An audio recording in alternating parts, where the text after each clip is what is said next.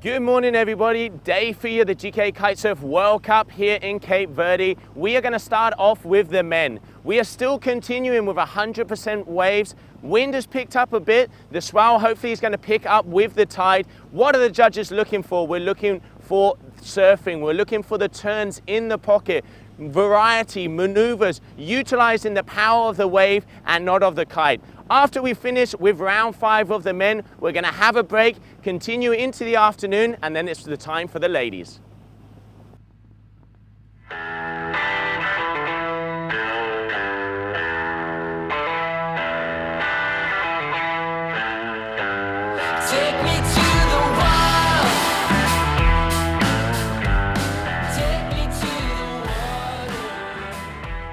Another day here in Kite Beach, day 2 of the GKA Kite-Surf World Cup here in Cape Verde. Conditions were tough.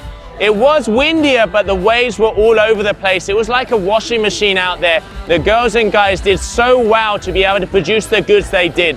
2 standouts in both the men and the women. Pedro Matos surf style, getting 360s, really nice turns. He is definitely on fire for this event. And then we had Stella. She got a 7.0 wave in the first part of her heat, absolutely destroying it here in Kite Beach.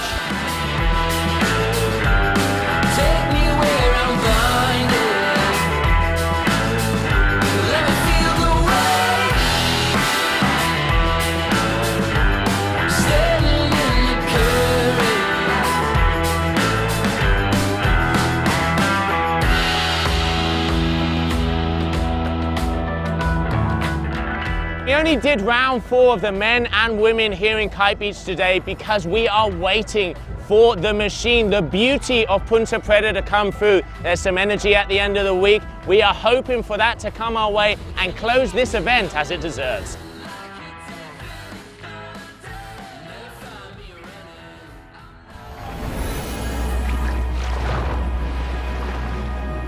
Okay guys, welcome to this. We're going into round 5. Joe, who are the big names to watch out for today? We are so far forward in the competition now, any heat can be a final. There's a couple of standouts. We still have Charlie Martin, the youngster who was riding really well in the early stages of the competition, but hey, Matthew is back, Ayrton's there, James is there. All of the boys want to take the win here in Cape Verde. What do you think about the conditions today?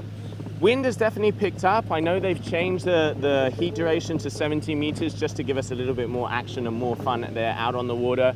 Looks like with the tide, the boys seem to be happy. Hopefully we're going to be seeing some good surfing. Are you ready? I am definitely ready. Let's do it. Let's go.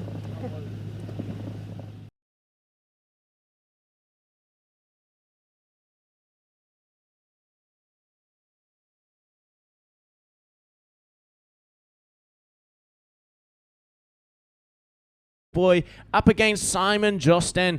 Caught up with Simon yesterday, coming all the way from Barbados. Has a really nice kite school up there. It is called Upwind if you are going to go out to that area of the world. He's the guy to get you in place and get you going that next level of your kiting. On the water, as I said, both of these boys are out there. Pink Lycra is Titi Lopez and Simon Josten in the green.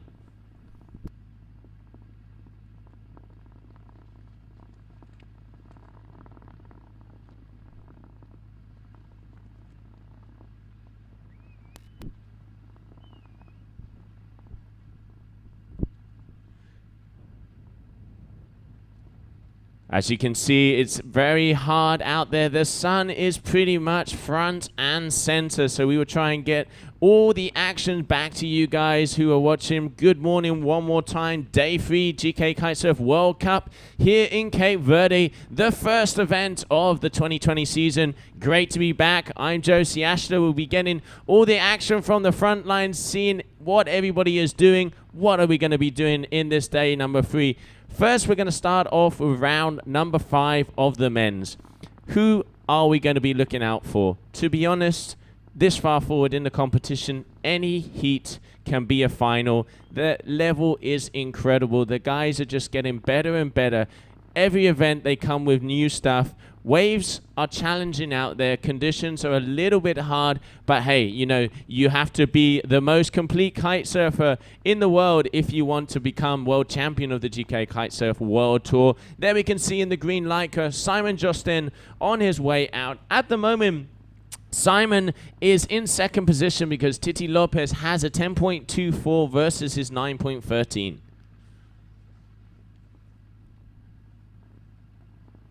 9.5 minutes left on the clock. What we've done is we've increased the heat duration a little bit as the conditions are a bit more challenging. Also, you know, we just want to have more action longer and longer here. As you can see, Titi Lopez, pink lycra, slashing up the whitewater here. You have to really time the turns to be able to get those bottom sections. But hey, this guy knows this place like the back of his hand. Ooh, almost losing the tail there, but still another wave on the cards here for the Cape Verdean. It's very flat. Tide will be coming up, so we'll be able to see a little bit more size out there. But hey, he's doing enough to be in the lead at the moment. Titi Lopez, pink lycra, front and center on your screen. He's giving us the shaka and the thumbs up. Good to see them happy. Always saying, was it a good one? Was it a bad one?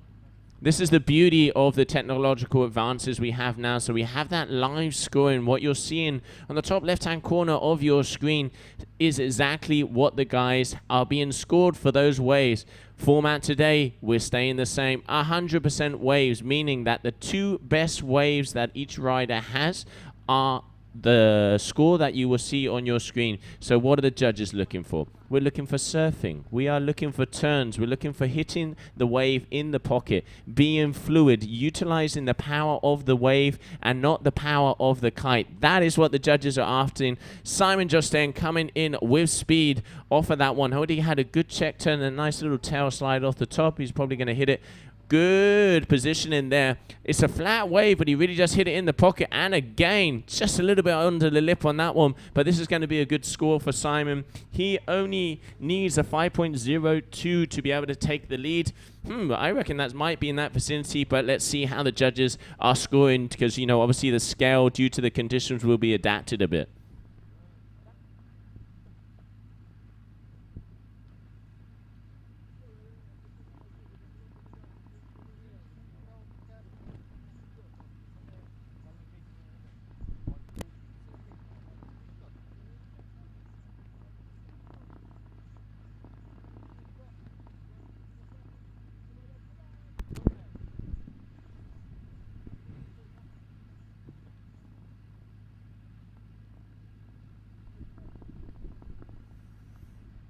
We can see Titi Lopez, left-hand side of the competition area, trying to go a little bit further upwind to see if he can get some set waves.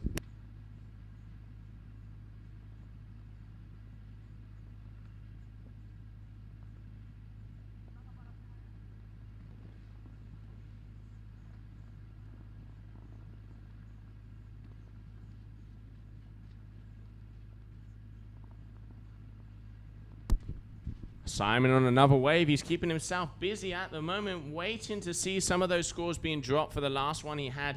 Going to be close, but I don't think it's going to be enough. The judges are... Oh, nice explosive tail slide there, right in the pocket. Good positioning here from the boy from Barbados. He's going back. He's going to try and get yet another turn in. And no, he's going to decide against that. The way this kite beach, the waves work, a little bit further up to the left-hand side of the competition area, there's this little reef. There, only the bigger ones, the bombs, as we would call them, kind of peel off and allow you to get that first turn. It's a critical section, which is, you know, at least half of the scoring potential of these waves. Then you've got a little mellow section in the middle where the riders normally get a couple of check turns just to keep the speed and keep position on that wave. Back to the foam ball, and then on the bottom side of the competition area is where you have that second one.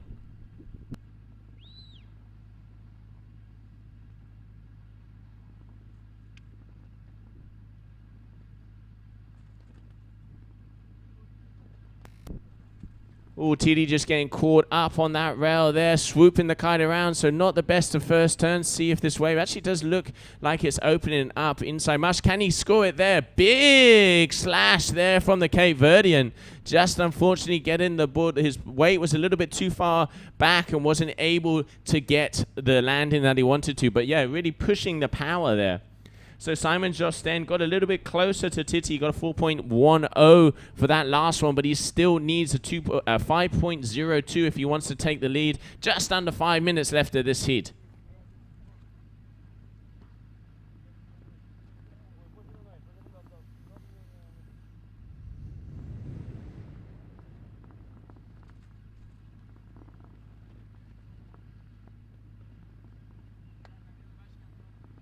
Looks like there's a little bit of some energy. The ocean is starting to wake up for us. Obviously had a little cup of coffee out there. There's a nice set coming through. Simon deciding to take an early turn and go for this wave. Going to be engaging on the first bottom turn. That will be his wave number 6. He is in pursuit of that 5.02 that he needs to take the lead. What has he got for us? Simon Josten from Barbados on the F1 kite, engaging for his first turn. Okay, he's decided to go a little bit further down on that bottom section. The waves do still, when they're smaller, they do seem to be working a little bit better down there. He's eyeing up down the line. Double pump off the top. Hitting it right in the pocket. That's going to be a good score. It is a one-hit wonder. Just losing it there at the end. Bashing out the tail to keep the balance. Check turn off of the whitewater. That's not going to be scoring him too high. Is he going to be able to get down to that section? Will it have a little bit more face? Not really. Doubt that's going to be that 5.02 that he wanted, but good timing and really did hit that turn in the pocket. Judges will score that well.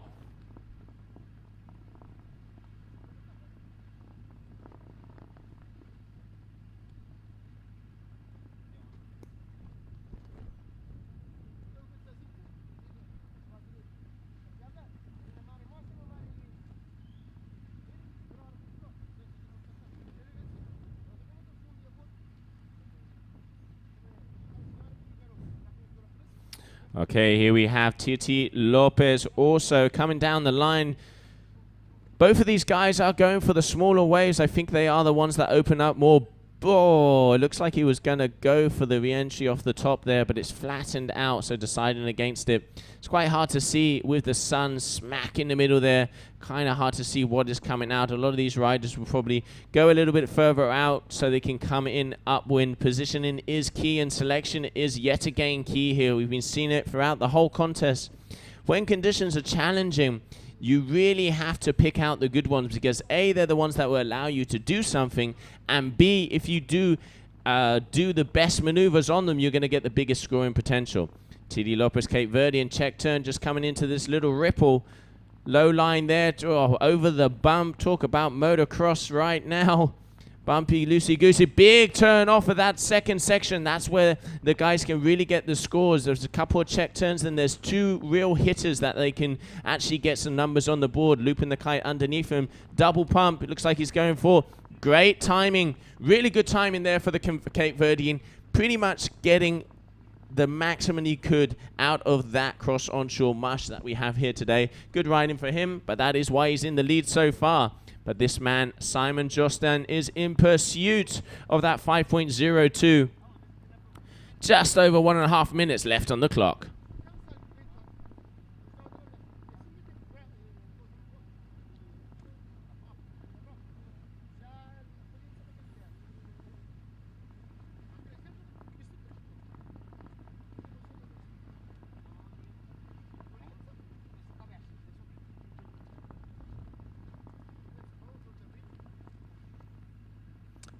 You can see Simon Josten looks like he's seen a bit of a bump. This will probably be his last wave attempt. He still needs to get that 5.02 if he wants to take the lead. Titi has got the numbers in early on in the heat, and that has definitely seemed to work to his advantage. If I'm not mistaken, I can see a little bit of energy coming out the back. Simon's turned around. He knows he needs to have a medium to decent size wave if he wants to get those 5-point scores. Very experienced rider here. He is a regular to the tour. Very talented strapless freestyler, and, you know, really getting into the waves. Oh, this is a good one. Can he make it? This is talk about on the buzzer. Looking for the 5.02. Simon Jostin from Barbados engaging in his first bottom turn. Coming all the way into the shore. Doesn't look like that wave's forming much. 14 seconds. This will count because he is actually on the swell. Can he turn it into a miracle? Double pump. Check turn there. No face on the wave. Turn number 2 lets the tail loose, but it is very small. This is going to be hard to turn into that 5-point average. Okay, a little foam ball ride. Turn on the inside section, but this wave really did not have a face. He's pretty much just checking, turning down the line there. I'm going to go as far as saying I very much doubt that is the 5.02 that he was probably looking for. Looks like Titi is probably going to take the win in that, but we're waiting for scores to be dropped. Coming up next, we are going to have one hell of a heat. Pedro Matos from Brazil is up against Joe Silva from Cape Verde. We can see Titi coming on the inside. The boys, Machu, saying great work there. Congrats. Good to see everybody getting involved. So there we can see Titi being congratulated on the beach by his compadres, and Pedro Matos from Brazil just going into the heat. But before we go into that next heat, number 3 of round 5, we're going to take a short commercial break.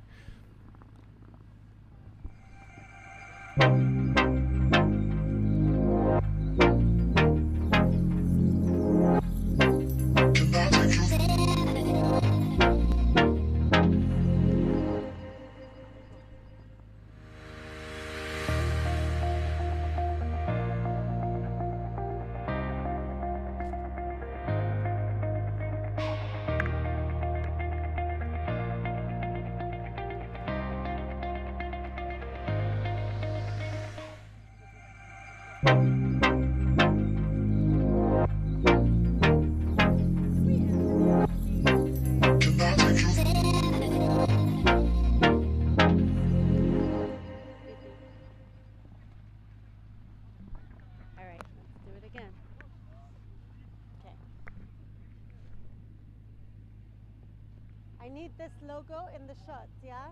If you need to, I can move a little bit. Dias primavera tá de volta. Já tinha aprendido passar lição. Já ponha medló. Já fiquei de cabeça. Pra mais ano.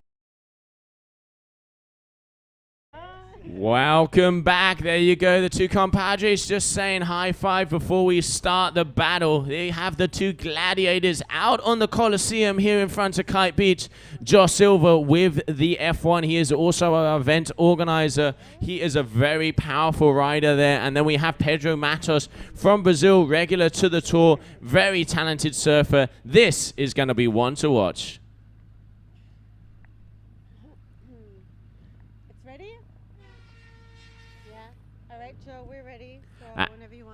And there we can hear the buzzer. But before we go into the action, I know Gemma is down on the beach with Titi.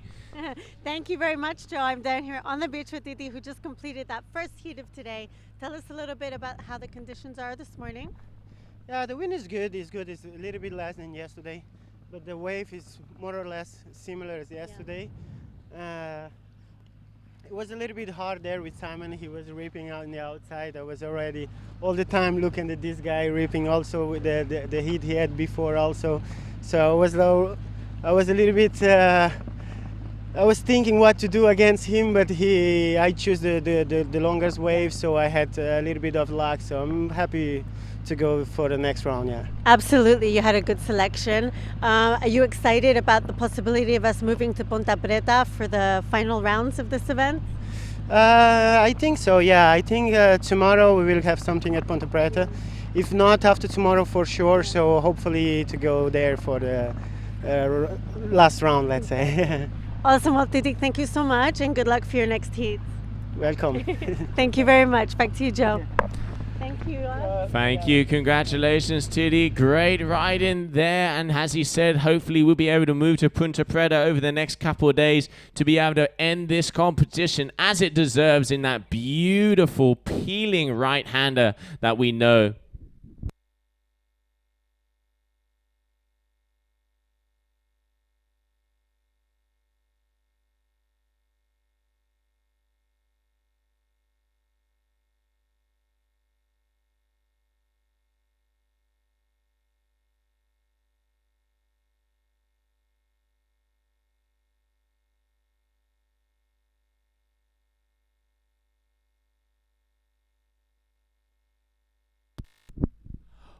So under 15 minutes left on the clock. Both of these guys just chilling, cruising and perusing, seeing and waiting for those sets. They know that they are both very good surfers and they aren't going to go for anything unless they see a scoring potential. Here we can see Pedro taking the first wave. A little bit of a vertical turn there. He really is a talented surfer. He's probably just doing this to get a couple of numbers on the board. It looks like Joe was also looping down that kite. So Pedro Matos, turn number 3.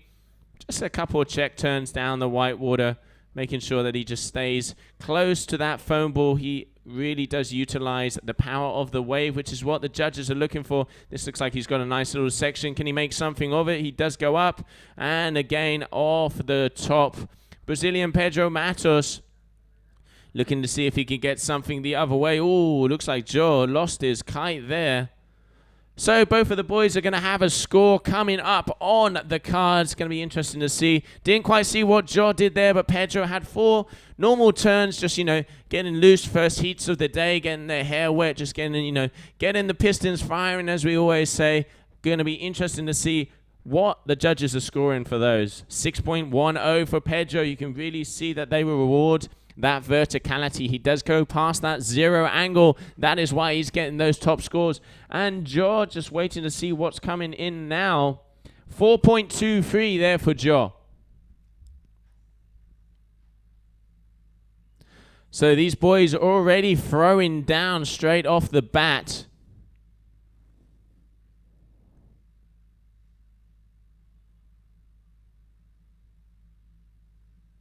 You can see Pedro Matos making his way out to the bat, calm, cool, and collected. Wants to be able to go a little bit further upwind and pick out the good ones, because both of these guys can potentially get high scores on any wave. So if they have a good one, they are usually going to get those high numbers. So they both know that each of them can do that. So they have to be careful and really make sure that you pick out the good ones.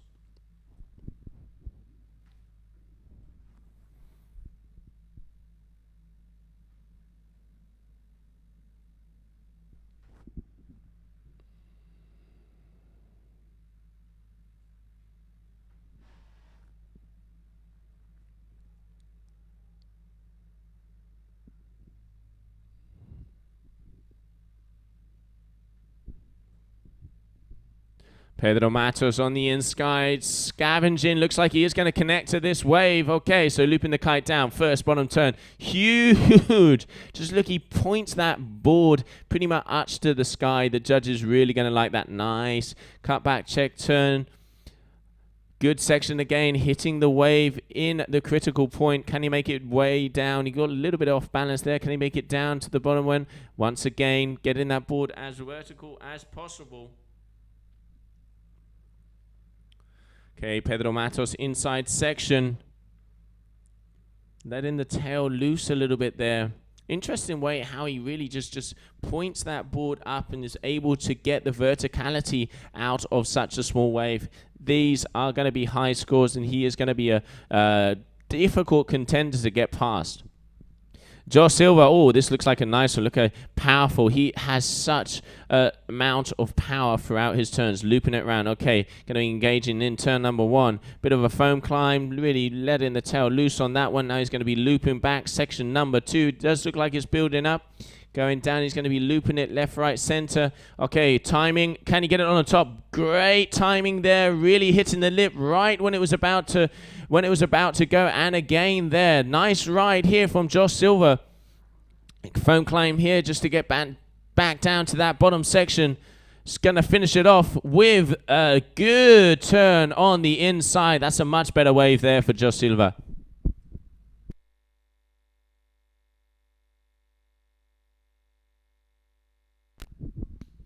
6.53 there for Pedro Matos. Let's see what Joe scored for that last wave.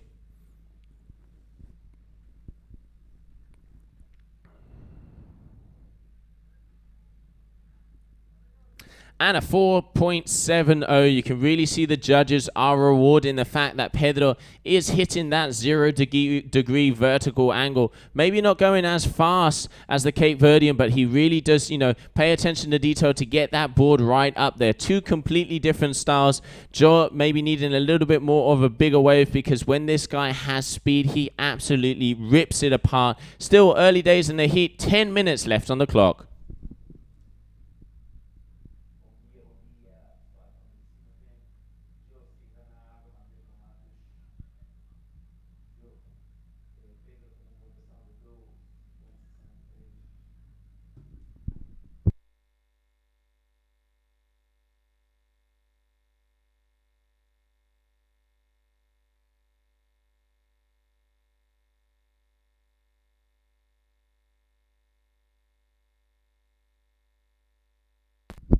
Pedro Matos coming towards the inside. He looks like he's going to tack out, trying to make sure that he stays close to the left-hand side of the competition area, which is where they can get the last one, the better waves.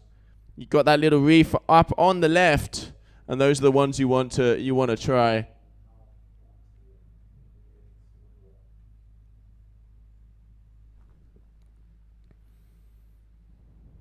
Very tactical rider. The Brazilian always looking at the ways to get past, really very, very good competitor. Comes from a big surfing background, so obviously used to the scavenging and the moving and perusing to try and get those better waves. It looks like he saw some energy out the back. He has a lead of a 12.63 versus an 8.93. Two solid sixes on the score. And Joe Silva looks like he's going to be engaging in something, coming in with a decent amount of power. You can see that F1 Bandit looping around. What's he got for us? Turn number one, engaging. Good timing. Foam climb there just to try and get past that first section. Didn't quite connect. The wall kind of faded out a little bit before he could get to it. Letting the tail loose, just unfortunately losing the fins on that one and going down. Can really see sometimes on this beach, the wave kind of jacks up. It even goes almost to overhead, but then suddenly it will completely flatten out. What a lot of the guys and girls have been doing, they've been using the smaller ones because they seem to be a little bit more consistent. But if you have that sixth sense, if you have you're in tune with the ocean and that bomb comes through that does peel along, you're going to get those high numbers.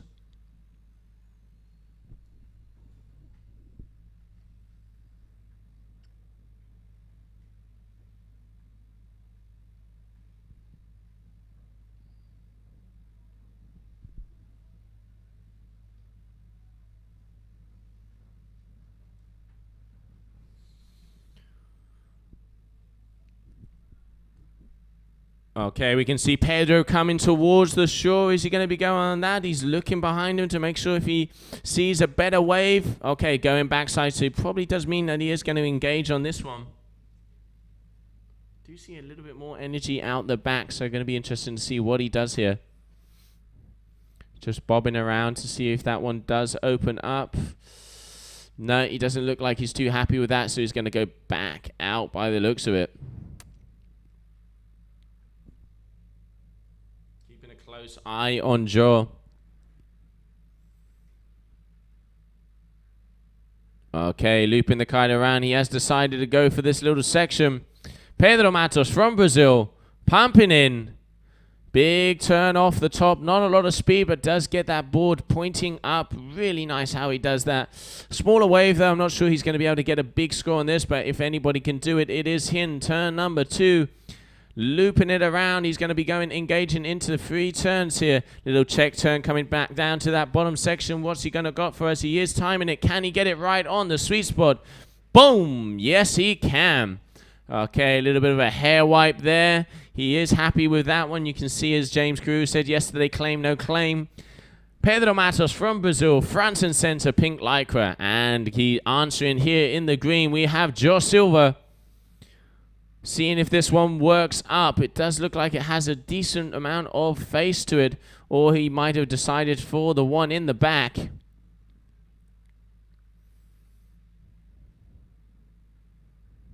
Wind is a little bit lighter today and the waves seem to be there. There is definitely a lot of time in between the sets. Joe Silva turning around. He likes what he's seen. Flying towards us like a bat out of hell. That's one of the better waves we've seen of this heat. What can he do with it? Looping it around. Bottom turning. Coming up the top. Foam climb. Oh, looks like he lost his front foot there. Good to keep, to hold the balance on that one. Looping it again. Good section. Again, foam climb. Get a little bit further forward. This is where he's really going to connect. What's the timing? Unfortunately, that wave, it really did have the face in the beginning, but didn't seem like it has had it in the end. He's going to use it all the way to the bottom. He knows he has to get those scores on the board. Better timing there. Actually be able to hit it in the pocket. And with the finisher, 3, 2, 1, bam! Joe Silva from Cape Verde. That will be wave number 4 for him. Got a couple of decent turns. It really did fade out in the middle section of the competition area, but then he was able to get another couple of decent hacks at the bottom. Going to be interesting to see what the judges are scoring for that. He would need 8.16 to lead. He's going to want to try and increase on that 4.23 backup score that he has. Going to be close. Seeing some numbers being dropped by the judges, waiting for the last judge to enter his input. Pedro Matos tacking out the back. Little duck tack out there.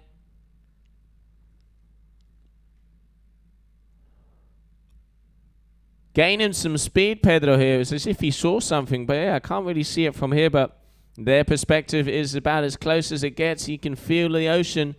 Sees what is happening out there. And decided to come a little bit further up. And a 4.10 for that last wave from Joe. So he is not going to increase his speed on that one.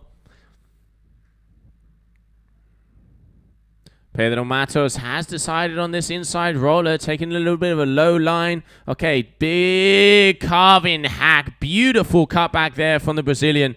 And, okay, going a bit further down the line, needs to keep the speed. You can see just braking, making sure he times this section well. Big turn off the top. Joe Silva also backside answering. Synchronized surfing here in Cape Verde. Holding it together. Okay, a big little tail wipe there from Pedro Matos. Pretty much almost going backwards on that one.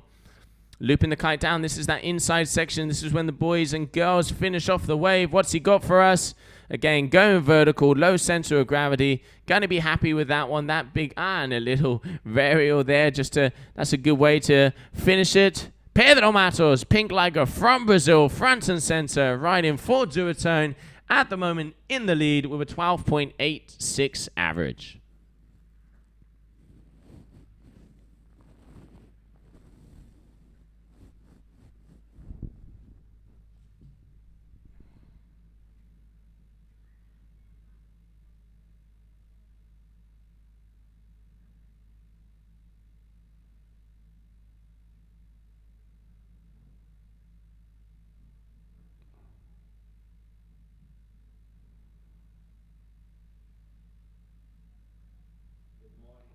Okay, closing moments of this heat just underneath the 2-minute mark. Waves have been quite small in this. We've had maybe 1 or 2 distant sets. Let's have a review on what we just seen there. That wave from Pedro, the last one, well-deserved 7.0. So he has a 7.0 with a backup of a 6.53. He is in the lead with a 13.53 average. Joe Silva has a 4.23 and a 4.70. He is going to need a big score, an 8.83 to take the lead.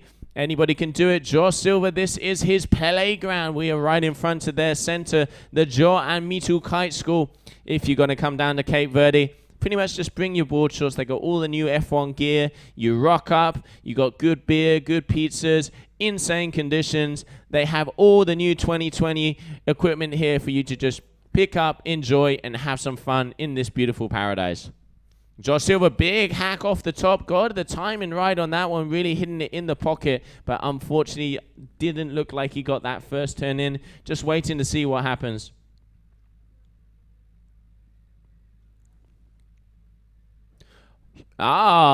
Beauty of a finisher there from the Cape Verdean. Really low center of gravity, utilizing the lip, powering through it, pushing it off of the back foot. That is, those are those photo finishes that we want to see. Going to be a decent score for him there. He wants to improve on that, 4.23. Will he do it? 15 seconds closing in this heat. Don't think that's going to be the 8.83 that he needed to take the win. Pedro Matos coming out of the water. Nope, that is not a 3.43. So congratulations to this man in the pink, Pedro Matos from Brazil, taking the win. And a big round of applause to our event organizer, Josh Silva. Without this guy, it would not be possible. Putting on also a great show. Really good to see them powering through the water. And let's see what happens in the future rounds. Coming up next, we're going to be having Francesco Capuzzo versus Reese Myerscott, two very good friends there. The Italian rider versus the boy from Canada. There is technicality versus power, but before we get into that heat, we're going to take a short commercial break.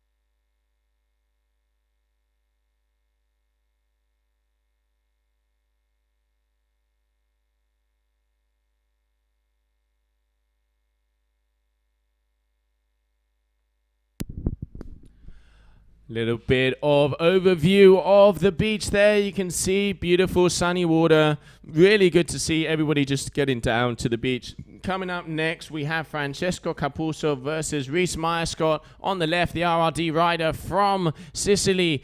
And on the right, we have Reese Myerscott from Canada.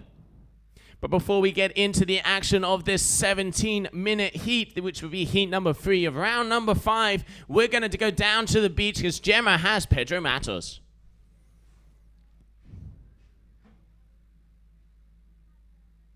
First guy down here this morning, first in the water. Did you go for a little test session?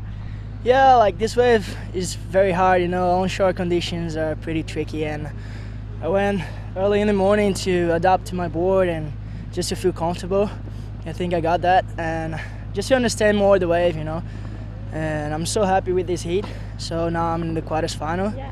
Let's see what's going on. Are you feeling good for the 2020 season? Have you got a good objective for this year? Yeah, this year I am with my coach, so he's helping me with a lot. Is your coach here traveling with you as well? Yeah, he's traveling with me, cool. And he used to be a professional surfer, so it's good to be here with him. He helped me a lot, with the waves and conditions and how to surf properly the wave. And I'm feeling very comfortable, and I hope to get through one more heat. Cool. Well, super good. Congratulations, and I wish you a lot of luck for your next heat. Thank you very much. Thanks a lot. Get some rest. Back to you, Joe. Thank you. Thanks, Gemma. Thanks, Pedro. Congratulations. There we could hear in the background, the horn is hooting. And straight off the bat, we have on a wave Francesco Capuzzo, and it looks like Reese has one in the back.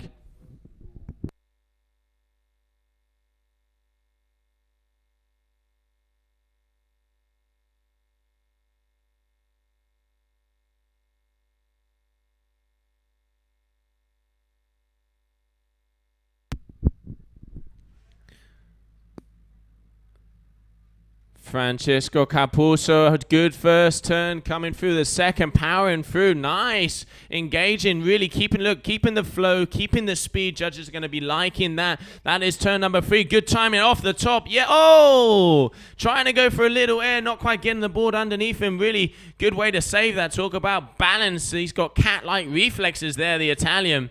Going back to the foam ball. Really love the powerful style this guy has to be able to get those turns out in these flat waves. Okay, letting the tail loose, keeping himself busy. Francesco Capuzzo obviously had a good night's sleep, and he means business here in Cape Verde.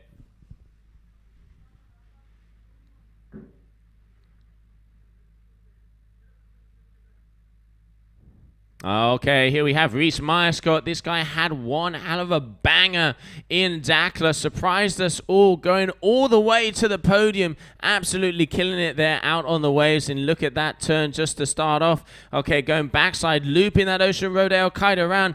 Oh, perfect section. Can he hold it together? Yes, he can. That was a good hit right in the pocket, showing commitment, dedication, and risk factor. The judges are going to like that. Now coming further down the line, good amount of speed. He looks like a bat out of hell on top of that whitewater.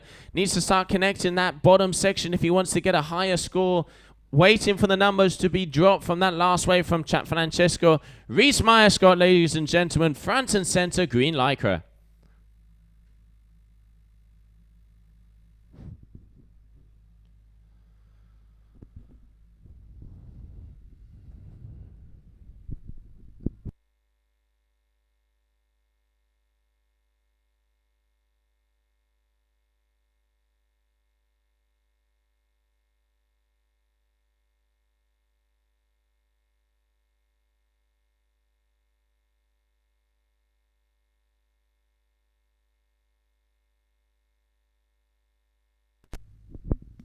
Francesco Capuzzo coming back towards the beach.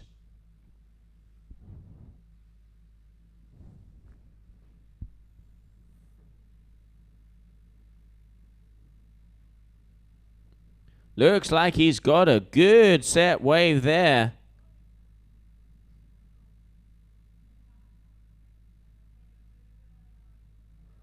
Okay, on the top, hits it right in the... I really like the timing that he has, and now he just pushes off the back foot. Once again, coming back to that foam ball, he really does use the power of the wave. Great timing. Look at the amount of water coming off of that one. The Italian is on it.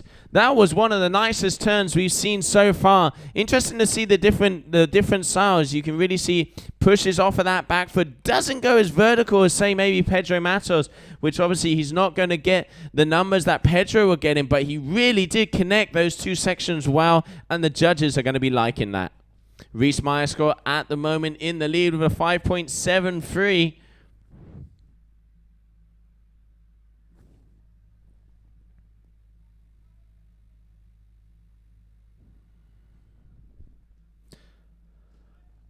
Very good friends out on the water. These two travel a lot together.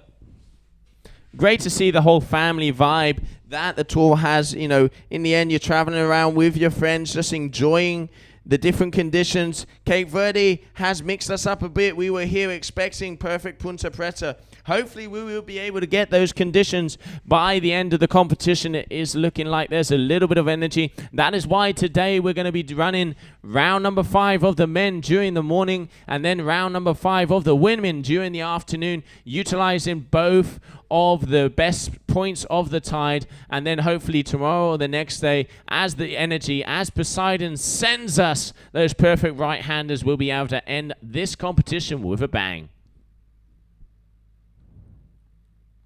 Reese Myerscott, big open face hack there, check turn. He is way up on the left, but that means he can get those 2 turns before he comes down to this inside section. Closed out a little bit in front of him there. He is utilizing every possibility that he can. Now he's going to come down to the middle part of the competition area. Bottom turn. Looks like there's a nice bit of wall there for him to use. Okay, kind of still going straight line down the wave. Oh, just losing the edge there. It's a bit too much speed. Still intelligent riding from him. Francesco Capuzzo at the moment in the lead with a 10.03 average. Francesco also on another wave. Both these boys are keeping themselves very busy. Losing the board underneath him there, unfortunately. So he's going to have to wait for the next wave to have an opportunity to get some scores. Reese also waiting for some numbers to be dropped.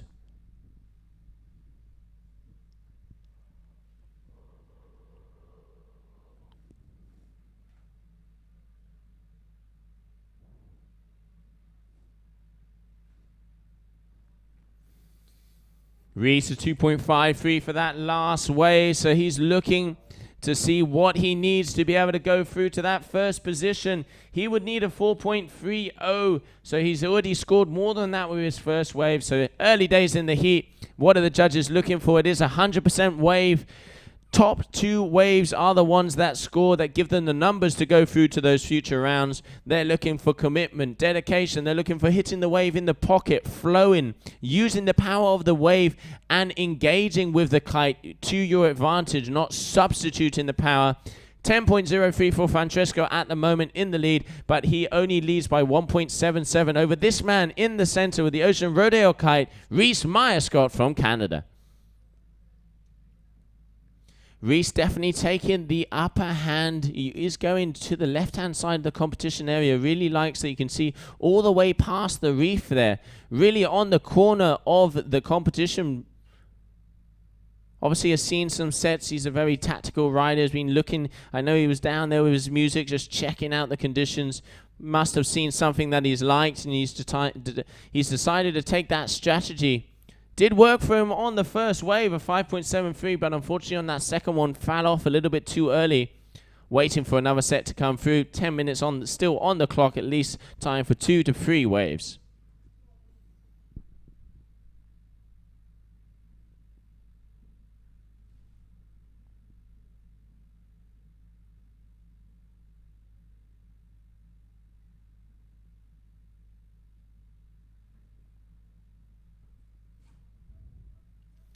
Reese turning out. Does look like it's a nice one in the back. Is he going to go for this one? Yes, he is. Okay, so tacking in front of us. Reese Myerscott coming in. Green Lycra. Let's see what he's got for us here on this wave. He's disappeared behind the white wall, so it must mean that it's decent size. Oh, it really is picking up. What's he got for the first turn? Huge hack in the middle section. Now he's going to come down the line. Get past this foam ball, so check turn number 1 over the top. Probably going to get yet another check turn. Comes back to the foam ball, making sure he's positioned for when he can get down to this second section. Here is the middle part of the wave. This is the one that has the scoring potential. This is going to be a good one if he can keep it together. Bottom turn, and it is jacking up. Goes off the top. Tail spin. Really nice here from the Canadian. This is going to be a good score for him. Already 3 solid turns. Again, check turn number 1. Now he's going to be going down to that bottom section of the competition area. This wave really opening up well for Reese. He has had some solid ones in this. Keeping it cool, spinning that bar out, making sure he grabs it the right side. That is a nice wave for Reese. Definitely going to improve on that 2.53 average he had for that second one.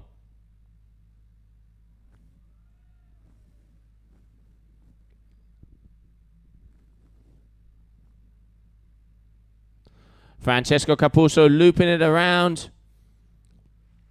Deciding to hang out a little bit more in the middle section of the waves here. A little bit too far back on the foam ball. He's really going to have to get himself down there if he wants to get some turns. Taking a lot of time to start, but hey, he knows it better than we do. Big off the lip there. You can really release in the water. Really like how he lets that back foot just power through. Foam ball ride here. Can he come down? He's looking at his watch. Deciding against it. He's already got a couple of good ones on it, but breaking on the inside. So this is the same wave, ladies and gentlemen. Will it start to form for him? Does look like it. No, I think he's going to decide to turn against that because it isn't really forming there. And a 5.67 there for Reese on that last wave. So he has regained the lead. Good surfing there from the Canadian. 6.5 minutes left on the clock.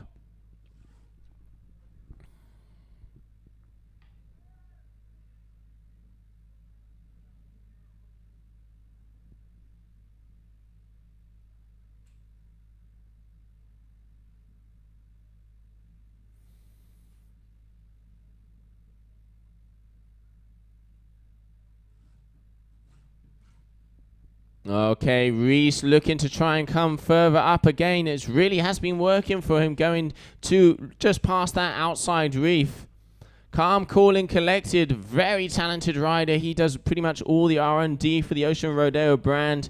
very in tune with his gear. He's always, you know, he's kind of like the little mad scientist. He always has his drones. He always has his fins, all the different aspects, just trying to, you know, play around with gear to improve his kiting and his abilities. And man, he is definitely doing it here today.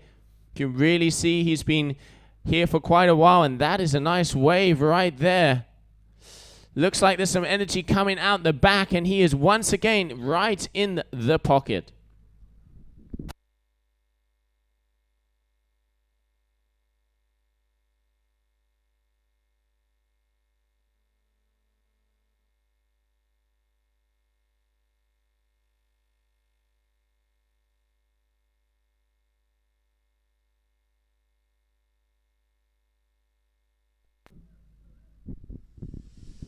Francesco Capuzzo powering towards the beach. He is only losing by 1.37 of a point, but he would need a 5.87 wave.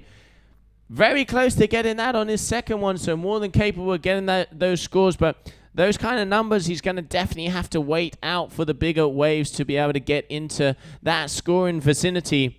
Tough conditions out there. It looks like a motocross course, washing machine to say the least. But these guys and girls are the best kite surfers in the world and turn anything into gold.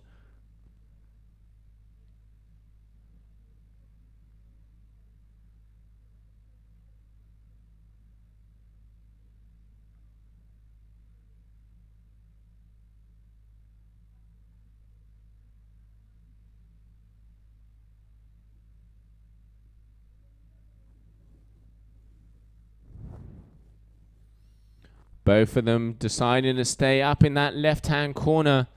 Really does look like the waves are working up there for both of these competitors.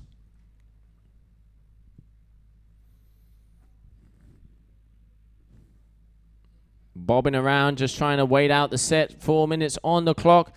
Time for at least one or maybe even two sets if we're lucky. One set for sure. Looks like I can see a little bump out the back there. Does that mean that there's some energy coming our way? We will soon find out.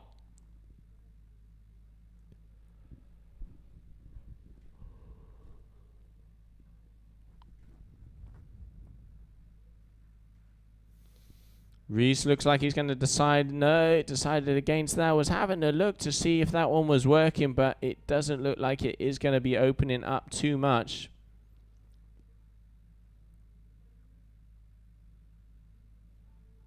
Can see both of these guys just hanging out, and I can see some lines coming in the back. Francesco is out there first. Reese is a little bit further downwind. At the moment, it does look like Francesco Capuzzo would have the priority. Which one is he going to decide for? He's turned around. Is he going to be going for the first wave? It does look like it. You can see Eye of the Tiger. You can see the grin on his face. The Italian is going to bottom turn, drop into this wave. Maybe one of the final waves of this heat. Good section here. Okay, turn number one off the top. Great little mid-face turn just to try and get back into position. Now he's going to try and get a bigger one. Again, still an open face carve. Not as powerful as he probably wanted. Looping the kite around. He's going to have to double check turn. This is where the foam ball, the wave flattens out, and hopefully you can start praying that on that bottom section of the area it will start to jack up once again. Check turn number one. Breaking it out. Or can he get a big turn off of this one? Not really as powerful as we've seen him before. Pretty much just riding this wave down the line.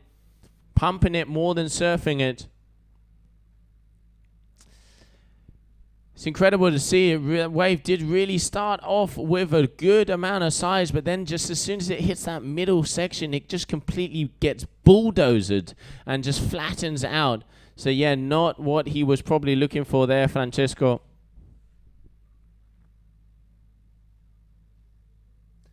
That is definitely not going to be the 5.87 that he's looking for. So 1 minute 15 on the clock. Reese Myerscott in the lead. Francesco Capuzzo in a little bit of a bundle here. He needs to be able to talk to the ocean and get a big one to come if he wants to get past the Canadian. Reese put the work in early on in the heats with his wave number 1 and wave number 3. Taking the lead here so far in heat number 3 of round 5. Coming up next, we are going to have Luke Millard versus James Carew. Very powerful heat after this one. 45 seconds left on the clock. Is there any energy out the back?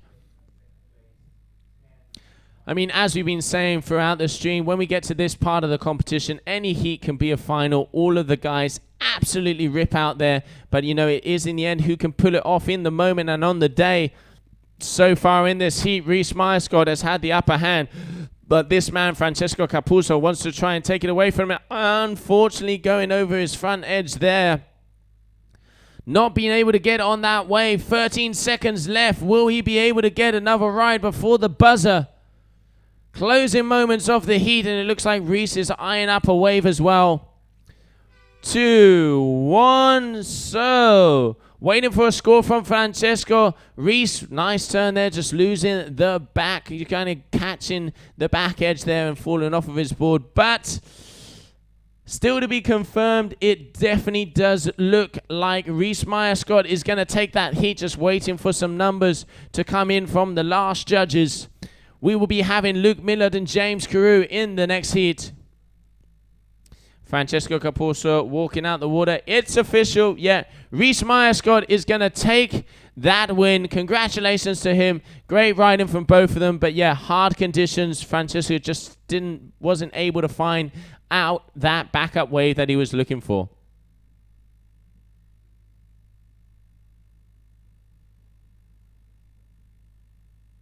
Can see Francesco trying to look at the scores and wonder what numbers he was getting to, you know, try and find out where he didn't quite get the scores that he needed to get past this man. But a big round of applause to Reese Myerscott from Canada, moving through to round number 6.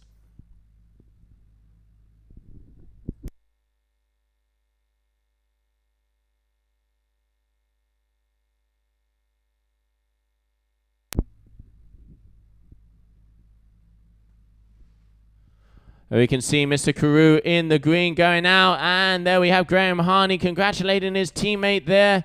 Good job, Reese. Next round is on the cards.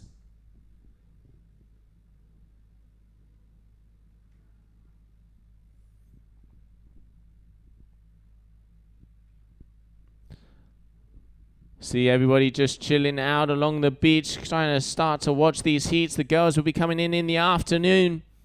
Looking forward to that. Hopefully with the tide, the waves will be a bit better. And I can see Reese running towards the booth, which means that Gemma is flagging him down.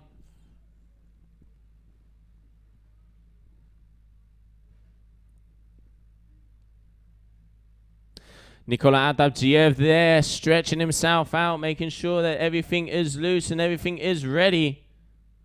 On the water, we have James Carew, Luke Millard in the transition period, just about to start.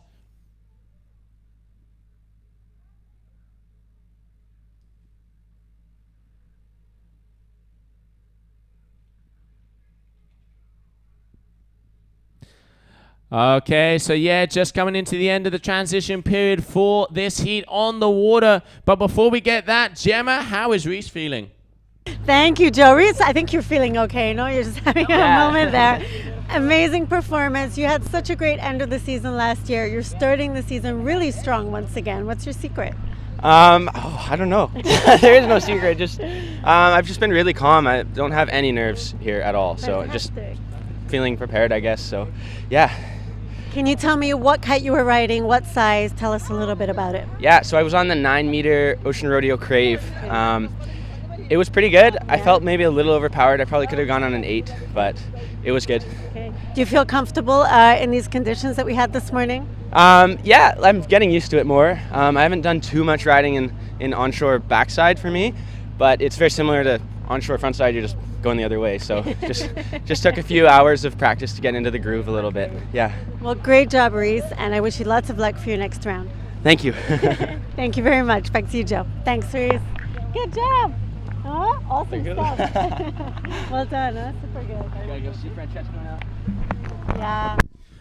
Awesome work, Reese. Yeah, great to see him doing well. Looks like that equipment is working for him, tuning it in, taking the win here in that heat number 3 of round 5. Up next, Luke Miller, James Carew.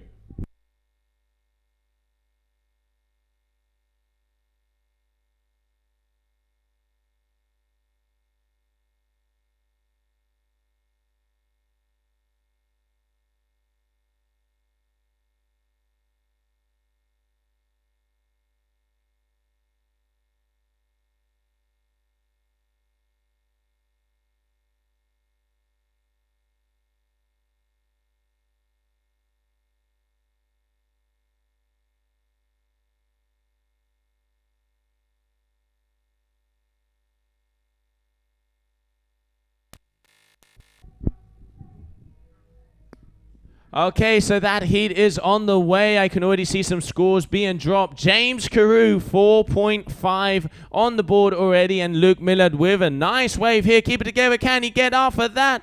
Good balance. Talk about utilizing every part of your body to be able to get back on your board, and he's still going down the line. This is a really nice wave. Really good timing. That was a huge hit there for Luke. Yeah, boy.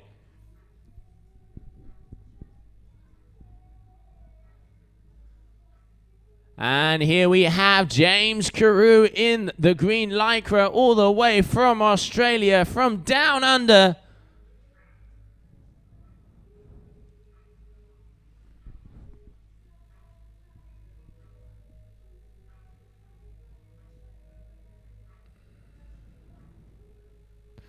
Looks like James looking for a little inside roller. Already has a 4.5 up on the cards.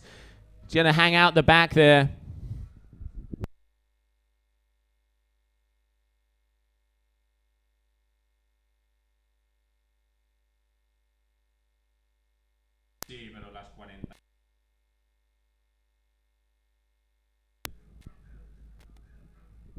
Okay, we can see going out to the back in the pink lycra, we have Luke. He has a 3.5 on the board, and James Carew with a 4.5. So both of these boys getting some scores in early on in the heat. 13 minutes, 30 seconds left on the clock. And it looks like, you know, even the public's getting excited because they are all out on the water. Please, Mr. Jet Ski, get that paintball out and start shooting those intruders into our competition area. Big hack from the Aussie. Whoa, destroying that one. Check turn on the inside. This is, I really like watching James surf. He has so much power. Obviously coming from Australia, huge surfing background there.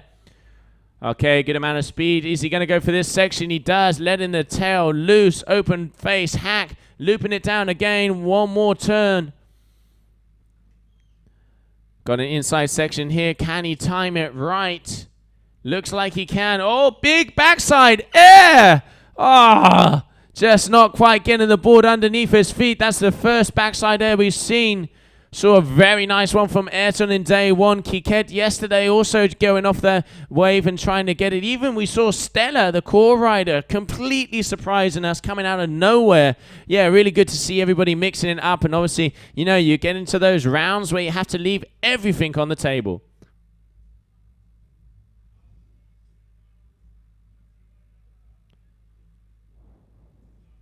Looks like Luke, unfortunately, there dropped his kite. Hopefully the waves won't go at it too soon. Is he going to get it back up in time? That's very good. Woof.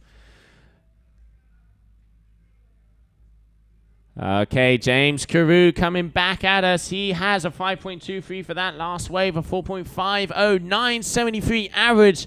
Taking the lead so far. Luke Miller, the 3.60 and just a 0.5 for that last one. Early days in the heat, anybody's game, but both of these boys already throwing down in the initial stages.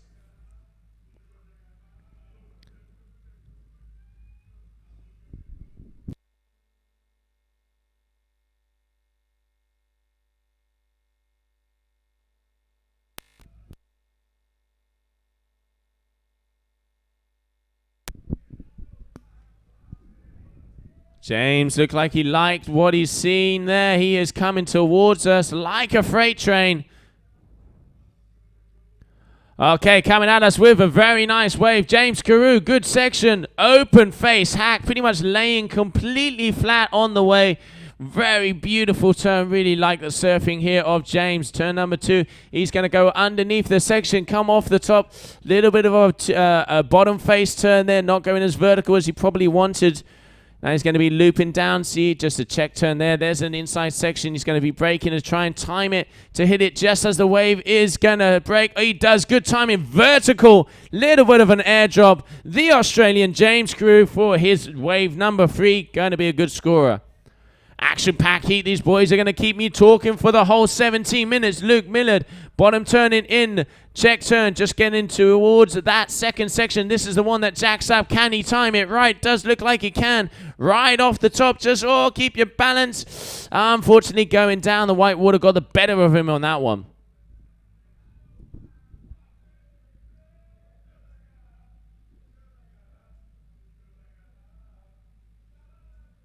And a 5.37 there for Mr. Carew, taking the lead. So he's at the 10.60 average. And Luke Miller, unfortunately, losing that wave scoring potential. He already got a couple of good numbers, considering it was just one turn. But yeah, just lost the edge there with the whitewater. Hit him on that back foot. Going to have to go back out, but still 10 minutes on the clock. Loads of time.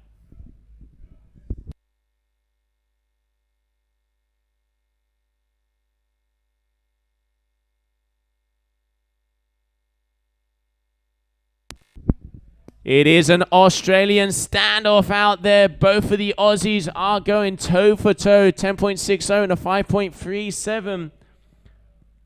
James has the upper hand so far with a couple of decent 5s on the cards.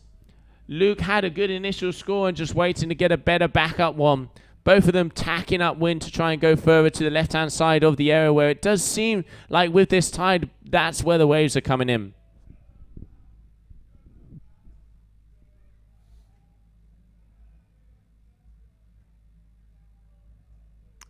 Mr. Carew powering towards us.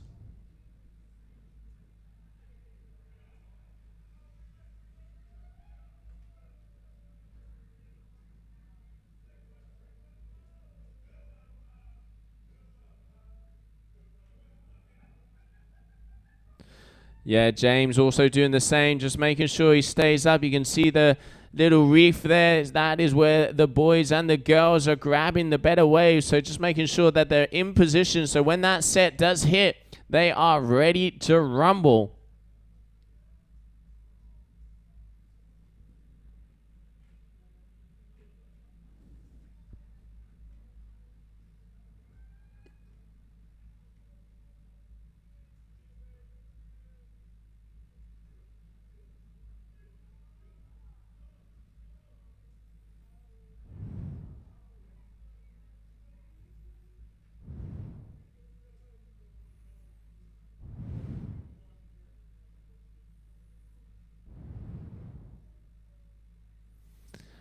Little bit of a lull in the middle of this heat. We're coming to that Ecuador, the meridian of heat number 4, round 5 of the men's of the GKA Kite-Surf World Cup here in Cape Verde. If you're just joining us, welcome to day 3. Action on the water, both of the Aussies battling it out. So far, James Carew has the upper hand in the green lycra, but his compadre, Luke Millard, is close behind, still waiting for a backup score on that second wave. I can recognize that hairstyle anywhere. That was Mr. Machu Lopez getting ready. And a bomb here for James. What can he make of it? Looping the kite around. Foam climb there just to check. Get back in position. This wave is jacking up nicely. I think we're going to have a very good potential score here for him. Luke Millard on the one behind. Also synchronized surfing here in Cape Verde. James has decided against it. Maybe he's going for the one behind the Luke's one there. Interesting technical maneuver there from him. Okay, yeah, James definitely looked like he preferred what he saw on the one in the back. So check turn in. Here we go, engaging for the first hack. Good hack off the top, really keeping himself low, keeping the speed down. Now this is where they're going to check turn on this medium flat section during the initial stages of the wave. And he's going to open face hack back to the foam ball. Just keeping his eye on that downwind section. This is where he has a nice bit of a wall to hit the finisher. And he does big hack off the top, lets the tail loose. Only 3 turns on that wave. I doubt that's going to be any better than the 2 scores that he has. Technically still on it. No, there he goes, changing his feet. Now he's going to go further back upwind. Probably not what he was looking for, but still good to get some numbers up there. Looking to improve his 5.23 backup wave.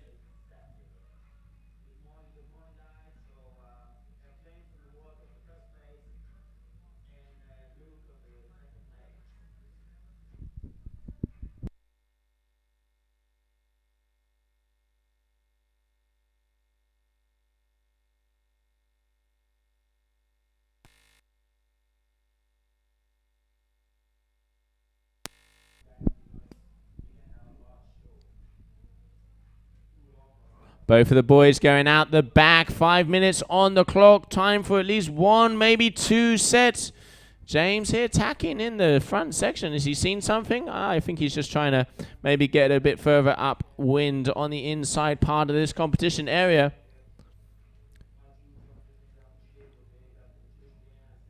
Yep, that's what he's doing. So he has gone that way. He's already made it up there. So yeah, intelligent riding there from the Aussie. James has been training hard, been here about a week now. I know after here he's going to go into the Caribbean to start preparing himself for the next event where we will be moving to Dakar in May. Oh, that one nice. That kind of came out of nowhere. Is he going to go on it? It's really interesting to see how the waves just pop out of nowhere. But no, deciding against that one, just did give it a look-see, but no, not what he wanted, so he's going to go back out. Very big lull in the middle section of this heat.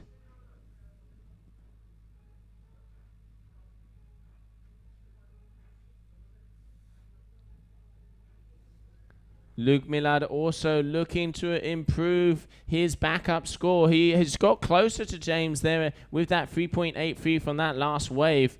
But he would need a 6.77 if he wants to overtake James Carew. More than capable of doing it. Seen some very nice rides for him throughout the competition. But at the moment, both of these boys are going to have to wait for the set. And I think it's going to be decided on the last waves.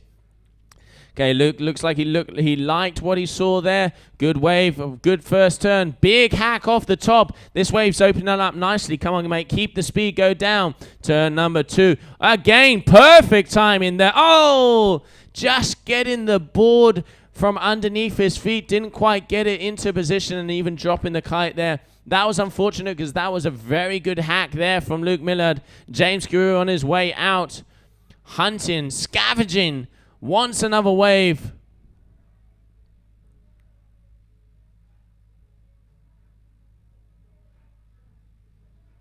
And it looks like he's found it. So engaging into a big hack. Just getting hit by the lip. Just a little bit out of time there. Didn't quite get to the top. Got maxed underneath it. Okay, cut back turn. Open face. Okay, looping down. There's that inside section. Good little hacky-wacky there from James Carew. Yeah, and the wave really not doing what he wanted to. Very big lull in the middle of this heat. The boys were intelligent to put the work on in early. Okay, turn. A little backside air there from James. Not sure the judges are going to really be counting that because it was very disconnected from the rest of the surfing of that wave. But still, you got to mix it up to get the extra kudos from our panel of judges. James Carew in first, and in second position, Luke Millard.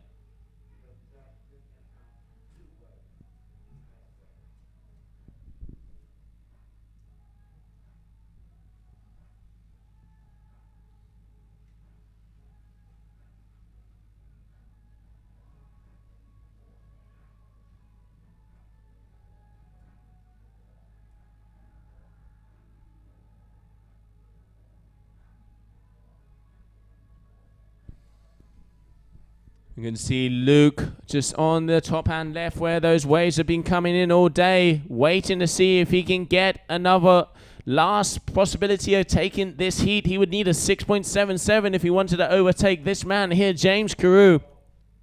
Closing moments of this heat. 1 minute left on the clock. 1 minute.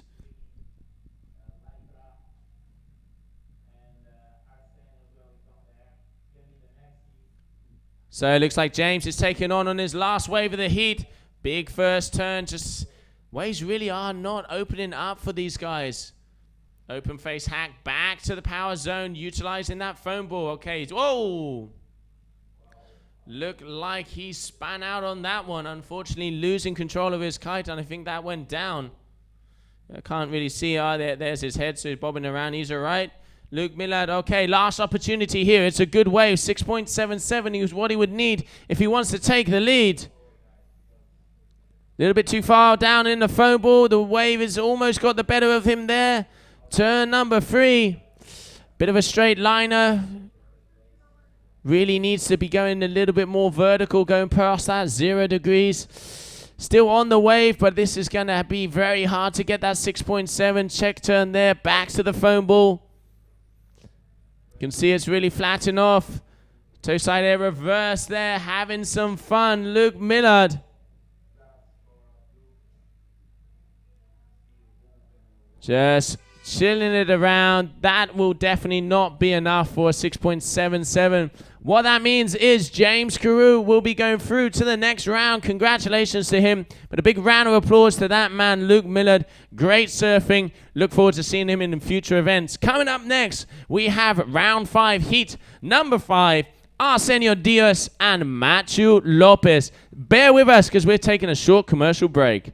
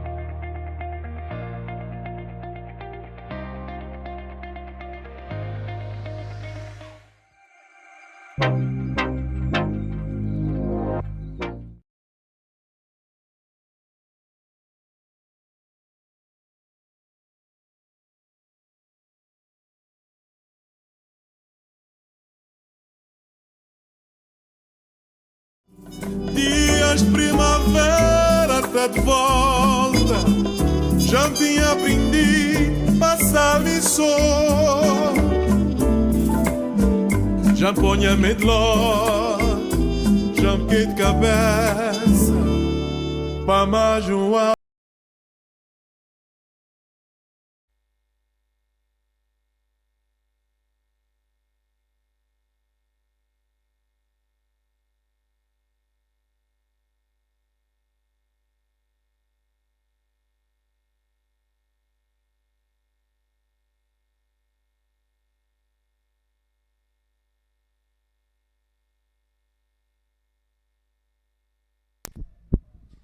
And we're back. Next up, Matthew Lopez, Arsenio Diaz. Both of these boys from Cape Verde. Matthew Lopez, great to see him back on tour. Had a shoulder injury last year that kept him out of most of the events. So great to see the guy on full form. And as I was saying, he's smiling, he's grinning, he's hungry, and he's ready. It's his hometown, his home country. The boy is going to perform. Arsenio Diaz, let's say the younger rookie of the Cape Verdean fleet, very powerful rider, is not going to give Matthew an easy ride because he has an equal amount of hunger and has the same rhythm of all of the boys. So 17 minutes on the clock, 17 minutes of fun, 100% waves. Top 2 waves count. Day 3 GKA Kite-Surf World Cup here in Cape Verde.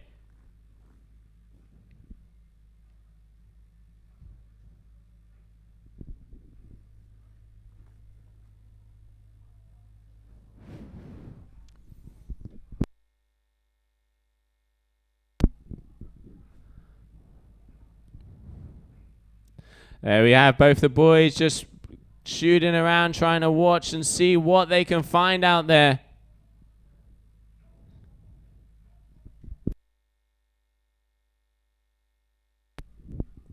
And Arsenio Diaz taking off on a first wave. Let's just look and see what he does with this one. As I can see, I know Gemma will be down on the beach with the winner from that last heat. Good turn there from Arsenio, hacking it around.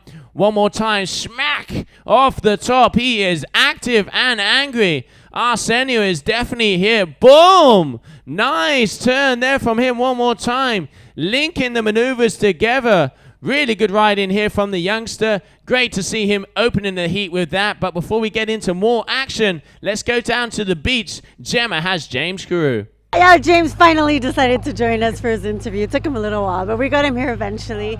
James, Joe wants to know why you went spearfishing on your last wave there. Oh, I just got a bit hot, I needed to cool off, so I thought I'd go for a little swim. But no, I screwed up my loop. I thought I had more time, and I don't know, just stuffed up. Yeah. Can you tell me a little bit about the conditions you faced and what gear, what size you were riding? Yeah, so I was on my 10 and my 5/8 session. It's actually a lot better. There's a couple of sets that are breaking the whole way through now, and compared to the other day when I went out, it's 100 times better. Yeah. So it's actually a bit of fun out there now. How do you feel about the next round that's going to be coming up? Yeah, feeling good, feeling a lot better now. Kind of progressing through the comp. We're into the quarterfinals now, round 6, so getting up the pointy end, so it gets interesting from here. Good stuff. Well, thanks a lot, James. Good luck for your next heat, and hopefully we'll see you right back here. I'll be here. Thanks a lot. Back to you, Joe. Thanks a lot, guys. Great work. Congratulations, mate. Nice to see the smile out. He is obviously hungry to try and get some more results out there on his way, making his way through to the quarterfinals. And did you guys see that last wave from Macho Lopez? Talk about chilled, cruise, and stylish. Arsenio Diaz exploding off the top. Obviously, he saw what Macho was doing and knows he's got to put in the goods. And this is a fight. This is war here in Kite Beach for day number 3 of the Cape Verdean event. Arsenio Diaz and Machu Lopez.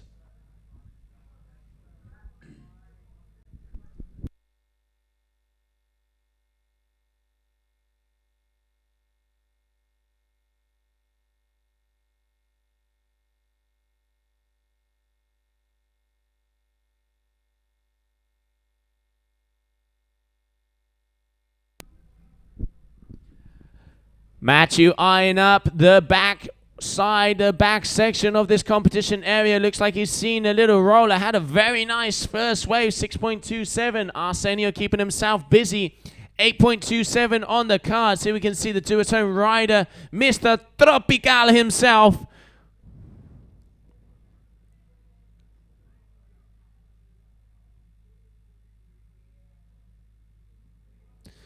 Machu trying to look. Is he going to go on this one? Looks like he is. Okay, turning in on to wave number 2 for Mr. Lopez. Little bit of a tail. I really like how he just flows through the turn. You know, he engages and the tail completely follows, but he slides it, but with absolute 100% control. Looking in the back, trying to decide if he's going to go for this one. Looks like he's maybe just tacking up wind to get back to that section. Arsenio, whap, bap, bap, boom! Absolutely destroying it out here. He knows he has to pull in the goods. I mean, this is the entrance to the quarterfinal. Letting the tail loose on that one. Beautiful hack there from him. Water flying all the way over to Punta Preta. Great to see the youngster giving Machu Lopez a run for his money. He is in the lead at the moment, and he means business. Thumbs up. He's going to be happy with that.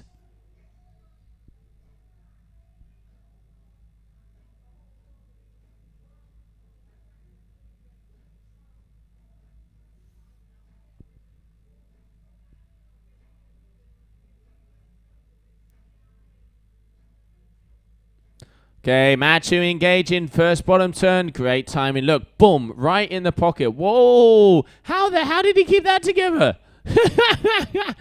He just lost his back foot there, but still was able to stay on the board. Unfortunately, losing that wave. But just look at the timing he had there. He engaged that bottom turn, set the rail, kept the exact same amount of pressure, came to the top just as that lip is going over, cresting, braking, coming towards him, hits it off the top, came round, lost the tail, unfortunately, but can you really see that Matthew is tuned with the waves here.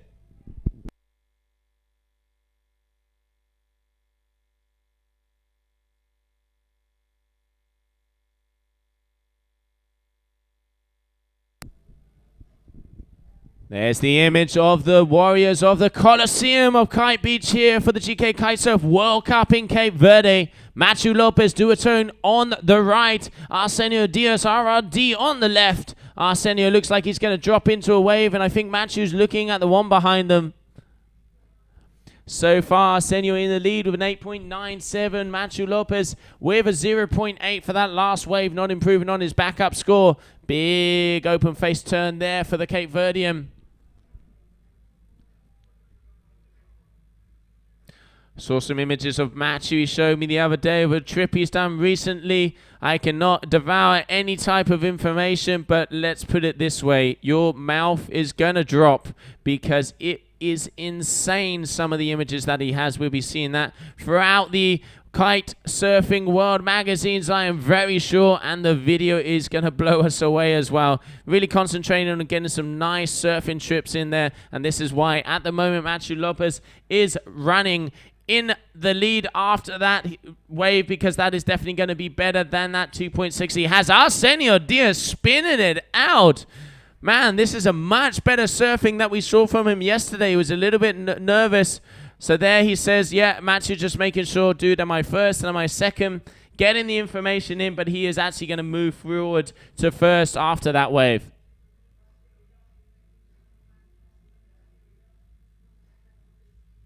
And we can see the boys on the beach giving Arsenio a little bit of information, telling him what he needs to do. 11.97 there from Matthew with that 5.7 over the last wave and a 4.33 there from Arsenio. These boys are trading punches. It is rumble in the jungle here down in Cape Verde.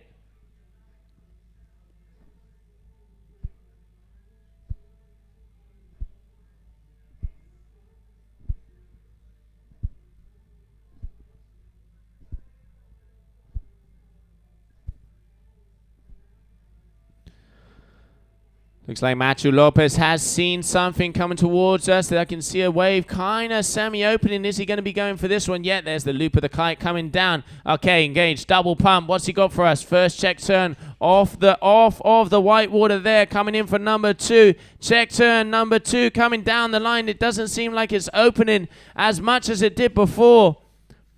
So far, he is in the lead. 11.97. Big side hack there from Matthew.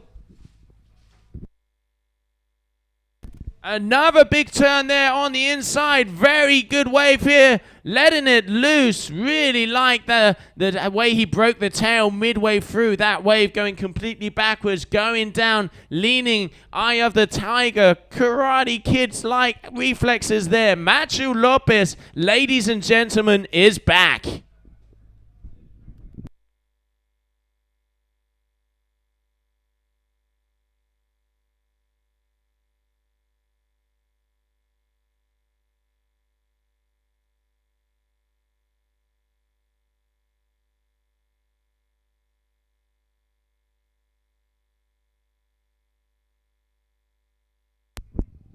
Arsenio on the way out. That was a big score there for Matthew, 6.17. Beautiful surfing there from him. I really like how Matthew, he just follows through. You know, he really, I guess if we were talking about golf, he has a really nice swing. He just lets that tail loose, completely in control all the way through, finishes the turn, doesn't cut it short at any moment. So yeah, that is obviously going to be scoring well for the judges. But this man here, Arsenio, he is out on the prowl. He wants to prove himself here. Much better surfing from him today, and he is keeping himself busy. 4.90, 4.33. Needs to up his game. He needs a 7.54 to lead, but he can improve on both scores. Anybody's money here in Cape Verde. Little tail slide 360 But unfortunately on the flats, that's not going to be counting too much. Man, these boys are busy. Matthew Lopez on yet another wave. Foam climb there, trying to join with that bottom section. Low line, crouching down. Again, check wave just going back. Breaks the tail loose. Still on the flats, not going to be a high score for that, but still, you know, adding a little bit of flavor to the surfing. And Matthew 180 spin there. Good surfing there from Matthew, but I doubt that's going to improve on either of his top scores.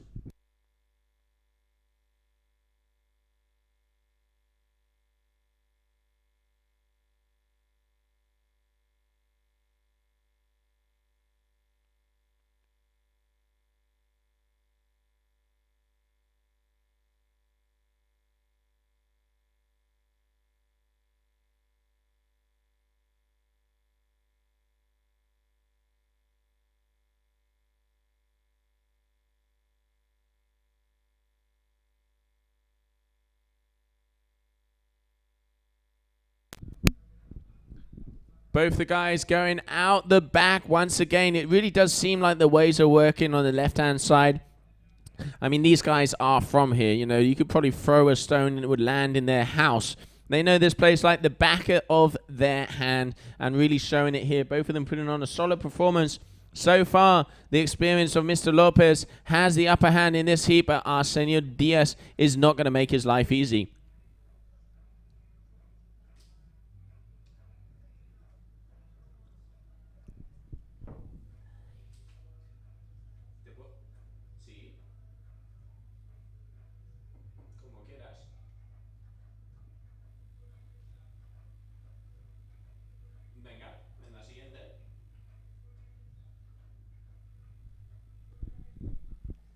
Okay, here we have Matthew Lopez coming in also. Nice wave there from him. Just getting in some information in my ear there. It looks like we're going to have Graham Harney coming into the booth with me after this heat. Great to see him coming in and get some insight on what it is like out there on the beach. So far, we have Matthew Lopez and Arsenio Diaz.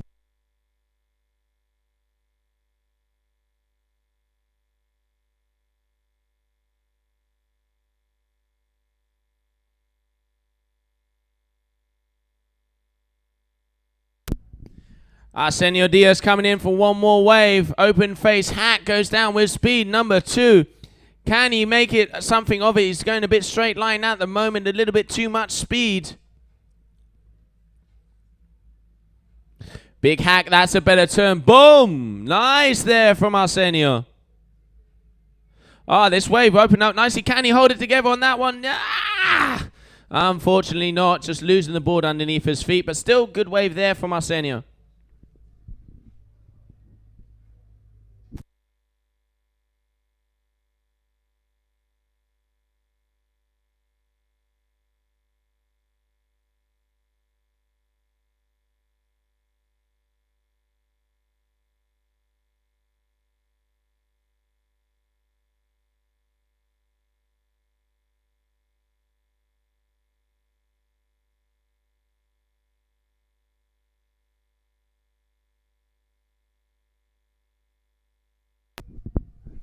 Matthew Lopez, he is cruising and perusing on the top side, looking to get that last set. Just under 3 minutes left of this heat. There's definitely time for one more set wave for both of these guys.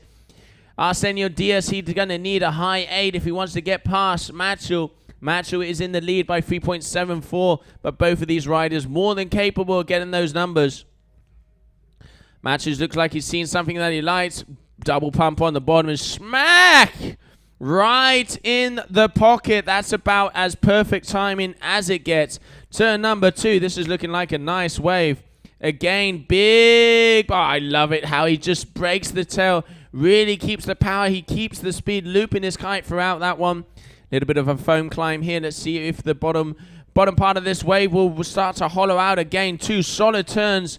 Turn number 3. A big whack on the top side there. Matthew has had a very good ride with this little roller. Talk about getting the most of it. 360 on the end. That is going to be, I'm going to dare and say maybe one of his best scores. Those 2 turns were perfectly timed, hitting it in the pocket. Great riding. I'm going to say at least a high 7. High 7, medium 7 for that wave.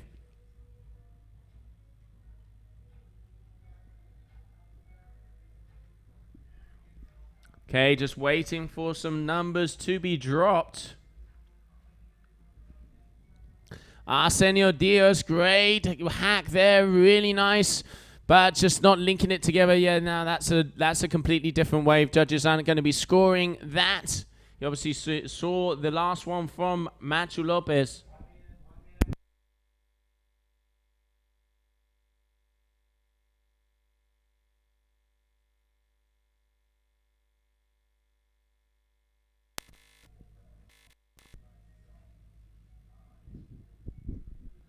"35 seconds left on the clock. Coming up next, we will have Charlie Martin, Nicolas Adabdiev.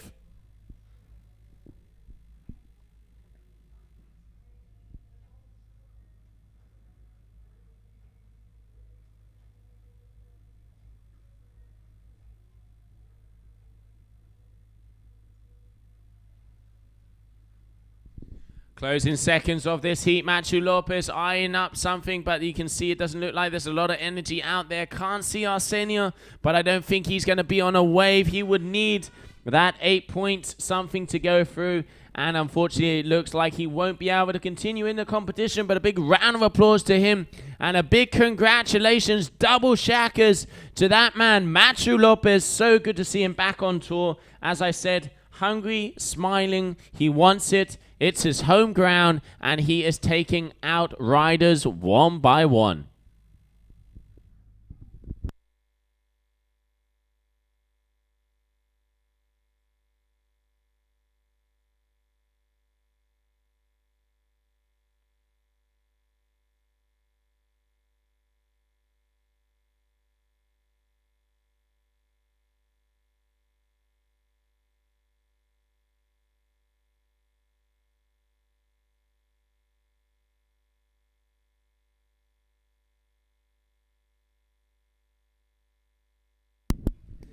There we have Machu, the man himself. He is so good to see him back with us.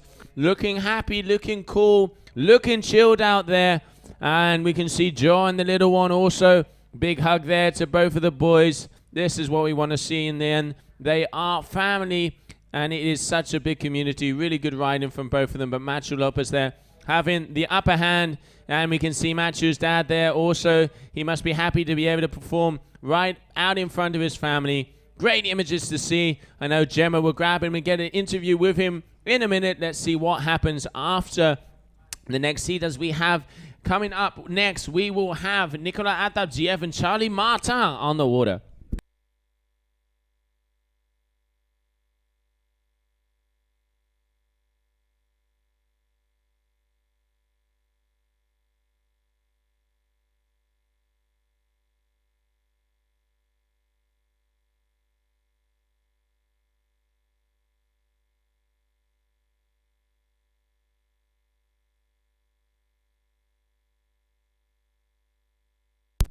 I can see someone who is very happy for the win of that one. Machu's dog there, Max, wagging the tail left, right, and center. If he has to please anybody, it's that boy. That is probably the most important guy he has to get the shackers from. And you can just see Max there saying, "Yeah, not bad, not bad. Good riding. You know, you can do better. I still want to see the 10-point ride."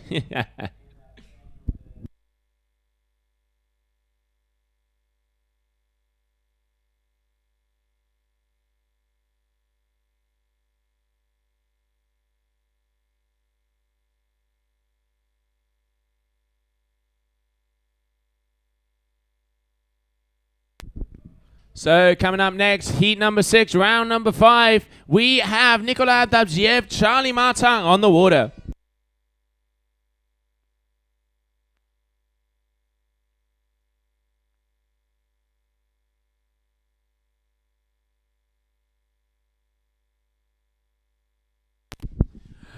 Okay, so as we just said, the buzzer has gone. The heat has started. We have in the pink Nikolai Adavjiev, in the green Charlie Martin, the youngster, but also in the green I can see Gemma has Mr. Tropical, Machu Lopez. So I'm here with Machu. Machu, you're just doing so good. It's so nice to have you back. You're killing it. Was that a tough heat, especially because it's with a friend of yours? Do you find that hard? Yeah,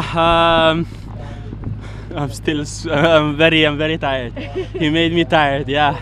But he's from here. We grew up together. I really like his style. He's so good. I'm stoked I managed. My dream's still up. I really want to go all the way up there. I saw him ripping some waves. Came to the beach and they told me I was second. I said, okay, I need to step it up. But big congratulations to him. For me, it's a big emotion to be here and get out of the water, see my dad. It's emotional. How do you find the live scoring system that we're using here? Do you think it's easier for you now to be able to see your scores, check what's happening, or do you find it harder because it puts more pressure on you? Yeah, of course. It helps a lot because you come to the beach, they tell you you're first, you're second, so you need to improve, you need to go, and you need to do it. But I'm happy. Thanks to my sponsors. My injury is good now. I'm stoked. Really want to go and kill it. We're so happy for you, Matsu. Thanks so much for everything. Congratulations. Thanks. Thank you. Back to you, Joe. Thank you. Good to see the emotion there coming out from Mr. Lopez. Great to have him back. He is one big member of this family, and it is so cool to see him back with us. He has been missed. Joining me in the booth, I have Graham Honey. Graham, good morning. Morning, Joe. Thanks for having me in here. Yeah, it's great. It's great to see that, just getting everybody involved in the stream here. How are you finding the action out there? Yeah, super fun to watch. Everyone's ripping given the minimum conditions. I was eliminated yesterday in round 4, and I'm just trying to watch as close as I can to learn from these guys so I can hopefully make it a little further in the next comp. Yeah, you're becoming a regular on tour, riding for Ocean Rodeo. You and Reese travel around the world. You're involved in the R&D as well, do a lot of stuff with the boards. Tell me what kind of gear you guys have been preparing for these kind of conditions. Most of the riders from Ocean Rodeo here are riding the new 2020 Crave. It's a strapless freestyle and wave kite with forward swept wingtips.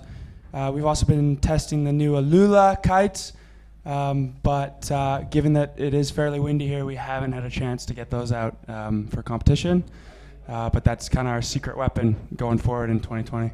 Okay, so if you want the secret sauce, he's just let it drop here on the stream. Talking about dropping in, we've had Nikola Adavjiev out on the water, the Bulgarian Red Bull rider. This guy is about as chill as it comes, eh? Yeah, I've loved his style since I joined the tour, and he's a super nice guy out of the water as well, so really easy to become a fan of Nikola.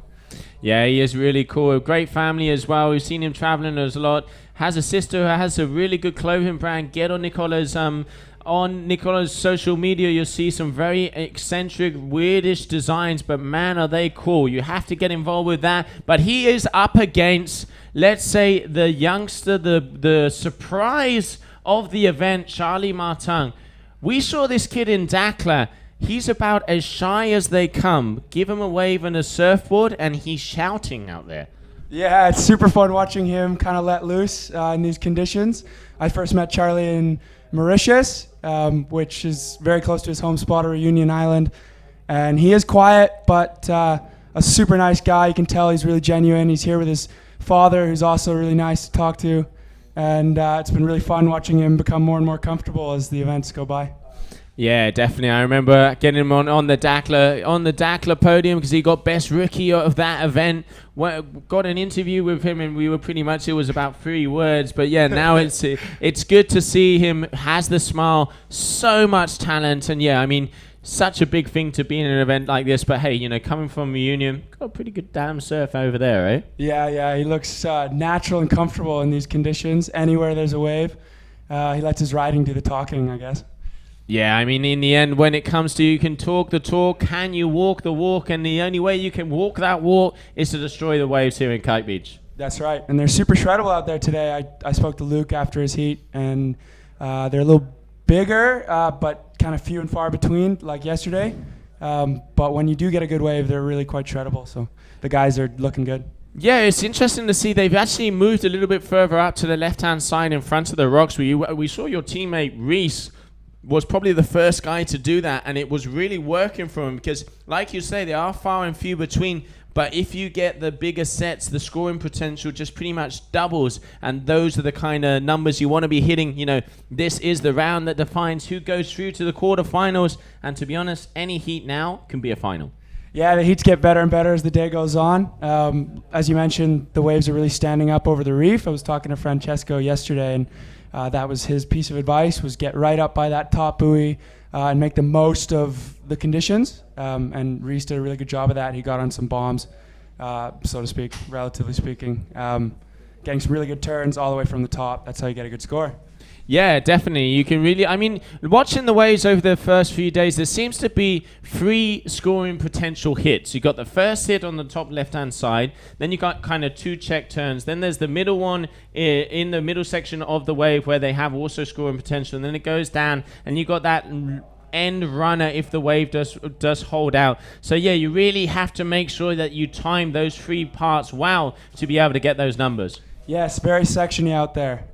It's a lot of kite movement going on with the wind angle to try and hit those sections just right. And it takes a lot of skill reading the waves too. Sometimes you can think you're on a really good one and then it disappears out of nowhere. So the best guys are the guys with the most surf experience. They can read the wave and put themselves in the best spot to make those critical turns.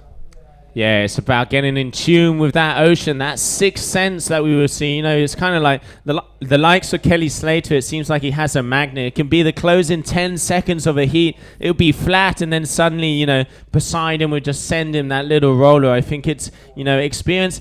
And I think there's an element of if you've paid your dues in the ocean will give back. That's right. Time on the water, repetition. It just gets easier the more hours you spend out there. So both of these guys making good use of the conditions. They spent a lot of time. I know Charlie lives on Reunion where he gets waves almost year round. So there's Nicola, nice hack off the top. It's a really close heat. So exciting watching.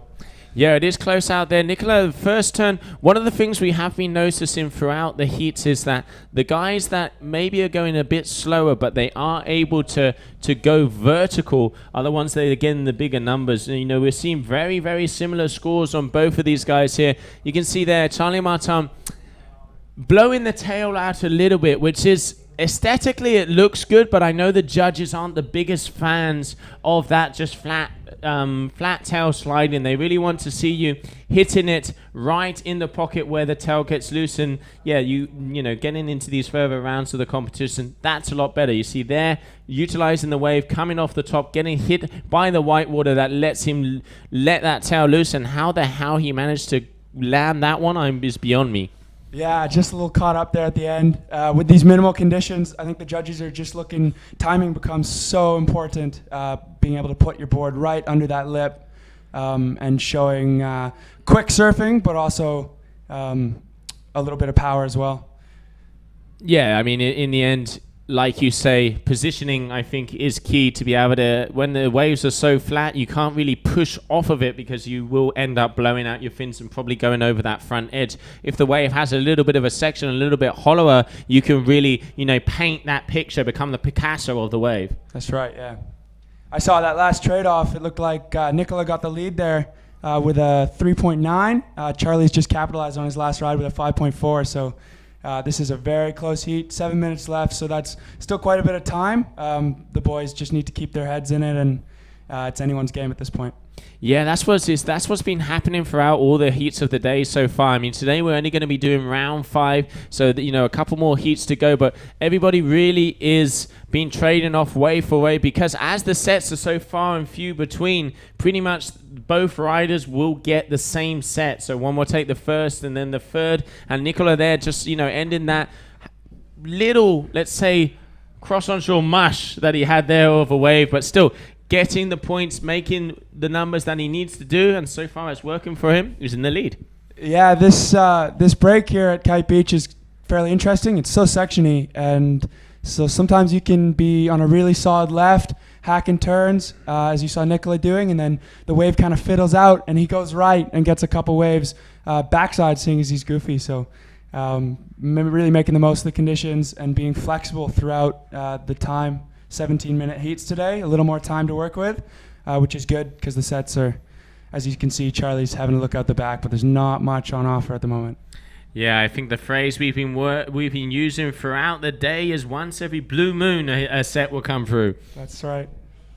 So there we can see Charlie Martin from the Reunion, Cabrina rider, supported by a lot of the local shops down in Reunion, a very good kiting community. When we had him in Dakla, they were super engaged on the stream. A good shout out, hello, good morning to you guys over there. Really good to see the youngster, young blood, new generations. This is what it's all about.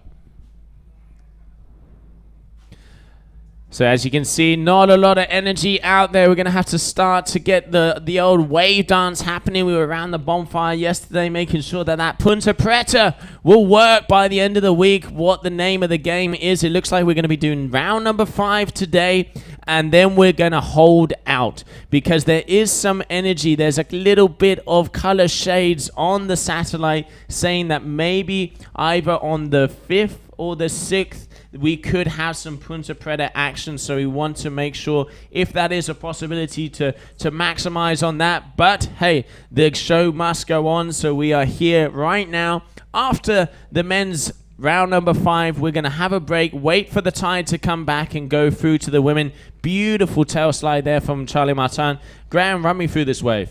Yeah, so that first turn was really solid, right in the pocket, a little bit of a fin blow. He's looking for another section to work with. Bam, that was a nice sharp surfing right off the top there for Charlie, so that's going to score. That's exactly what the judges are looking for. Now he's just got to be patient through to the inside. The wave's kind of fiddling out. Looks like he's got a little bit of a double up, so maybe something on the inside here. Yeah, wave going fairly flat. Pancake end of the wave, I'm going to call that. But he did good work on the top, so a solid score. And he's still leading by a little margin, so... Yeah, that third turn was really nice. So you can see that this kid surfs. You can see he comes from a surfing background. Good numbers being dropped here by the judges. This is definitely going to increase his backup score. So Charlie is probably going to go in the lead a little bit more. He currently leads by 0.5 seconds. I reckon he is going to, increase that advantage a little bit. Still 4 minutes on the clock. Nikola Adavjiev just cruising and perusing, scavenging on the inside sections of the competition area. Anything can happen. You can be the closing second number 1. If you're on the wave, it's going to get scored. That's right, Joe, and riders taking different approaches here. I know it's usually fairly good to keep a rhythm going. Just keep yourself active, cruising around and finding whatever you can. In one of the earlier heats, my teammate Reese Myersko got about 4 waves. You only need 2 good waves to have a solid heat score. So wave selection's key, but staying active is important. You don't want to let yourself get bored out there. Yeah, and especially, the more experienced riders, we've seen it in surfing. I remember, I'm not sure if it was 2016 or 15, the Vulcan Pipe Masters, where it was, Joe Berger and John Florence out there. In the last 4 minutes, Florence got the 2 waves, 2 10s, took the win in the closing seconds of the heat. So it ain't over until the fat lady sings. That's right, Joe. So just under 3 minutes left to this heat. So close in between these two guys. 10.70, 9.53. Waiting for Nagala to get another score on the board. He's looking to increase over a 4 point something, which he is not going to do. But like you say, sometimes it's just better to get the rhythm going, keep the, keep loose, keep the pistons firing, and hope for that set wave to come through and capitalize on it. Yeah, Nicola's got to be careful here. He needs about a 5 to get the lead at 5.9, so he really needs quite a solid wave with a couple good maneuvers. Closing minutes of the heat, you really have to start. He's not sure what his score is, so but he should know it's close. I'm sure he's seen a couple of Charlie's maneuvers. Both riders looking solid, so it really just comes down to who can get themselves on the best wave at this point. Yeah, beautiful. I love that third turn of this kid. He really just throw that tail out, sends the wave splashing all the way to Punta Preta. What the hell? Plenty of pizzazz there in his riding. So fun to watch. He's got a really good thin stature. I would compare it similar to the way Matthew surfs a wave. Kind of a lot of pizzazz throughout, really flowy, but still some power when an open section opens up for him. Yeah, and like you say, you know, all of the riders here, you know, any heat can be a final, and everybody has the level, has the skills to be able to get those high scores. But yeah, Nicola in a little bit of a bundle because a 5.0 is a set wave. You're not going to get a 5-point score on a little inside roller. You're going to need to have at least 3 to 4 solid hacks, and the only ways that can do that are the ones that are coming through on the sets. So I bet he is talking to the ocean, getting the energy to come his wave. He's in position. He's up there, like you said, just behind that reef. So if anything does come, that's where he wants to be. But I can see Charlie Martin also there. Nicola has priority at the moment. 50 seconds left on the clock. Crunching moments of this heat number 6, round 5 of the GKA Kite-Surf World Cup here in Cape Verde.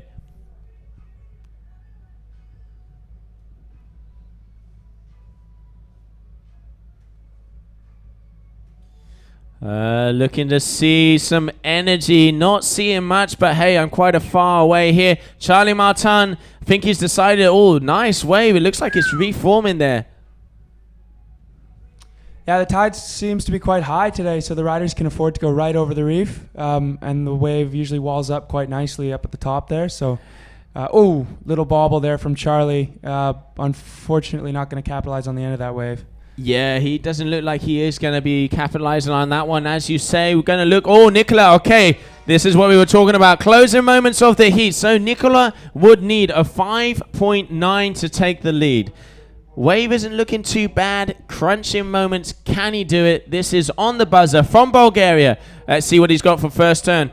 Nice hack off the top, kite a little bit high, so he kind of goes off balance, looping it down. He's going to have a little bit of a foam ride to see if he can come to that inside section, not making his life easy here. Once again, waiting to see if this wave will reform on the inside. There's a good section there. He's a little bit too late, not timing it quite right there. Can he get, at least he needs at least 2 solid hits if he wants to get a 5.0 on this ride. It is going to be very hard for him to do that. Turn number 1, poof. Yeah, Don't think that's going to cut it, eh? Yeah, I mean, he did the best he could with what he had. There was a solid section at the end there, which he was a little late to.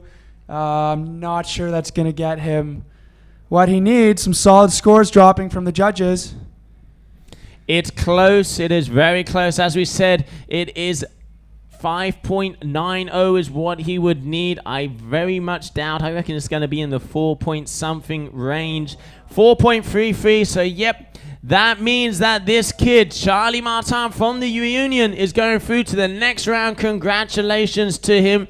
Got to be happy with that one, Nicola. Top performance. Really good to see him performing out there. Just unfortunately, you know, in the end, selection was better here from Charlie Martin.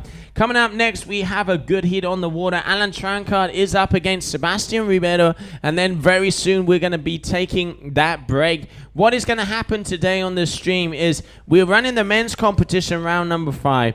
Taking a break for a couple of hours because we're going to wait for the tide to get better. Then we're going to retransmit, come back live here from Cape Verde with the girls, and then continue on through this day number 3. So make sure we will be on the social media telling you where, when, and how to watch some of the action here. But at the moment, this young man here, talented rider, Cabrina from the Reunion, Charlie Martin, is through to the next round.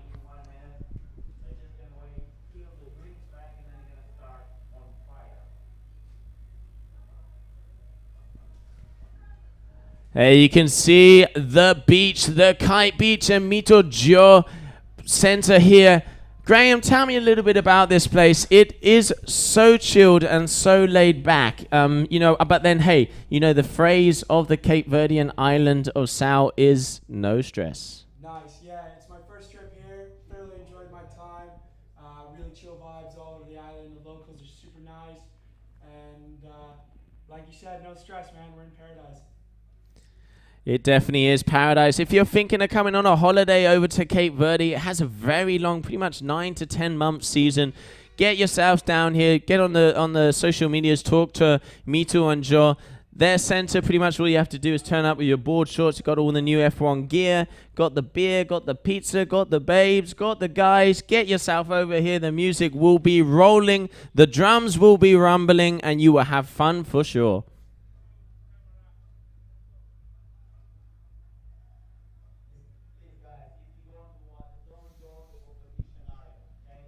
Okay, yeah, copying that. So what this means is we're going into heat number 7, Sebastian Rueda, Alan Trancard, and then we will have Mr. Airline Cosolino versus Anderson Rebosa for the last heat of this morning session of the live stream. Tell me a little bit about Sebastian Rueda. Yeah, I don't know Sebastian awfully well, but I did have the privilege of competing against him in Mauritius. A super solid rider. He shows up at key events along tour. I'm sure he was hoping for firing Ponte Preta here in Cape Verde, but been super fun to watch out at Kite Beach here too. Just a very talented all-around rider and a nice guy on the beach too. My conversations with him, although brief, have been positive. Yeah, he comes from a surfing background. He actually comes from a QS surfing back in the day. You know, the Brazilians are very, very talented surfers out there. Sebastian, one of the most experienced surfers we have on tour, comes to those key wave events. Like you say, he was probably hoping for firing Punta Preta. But, hey, if you're a surfer, you can surf in the mush and you can surf in the perfect perfection that we could have here at Punta Preta. So he's out on the water there with Anderson Rebosa's interesting heat. 15 minutes left of this heat number 7, round 5 here in Cape Verde.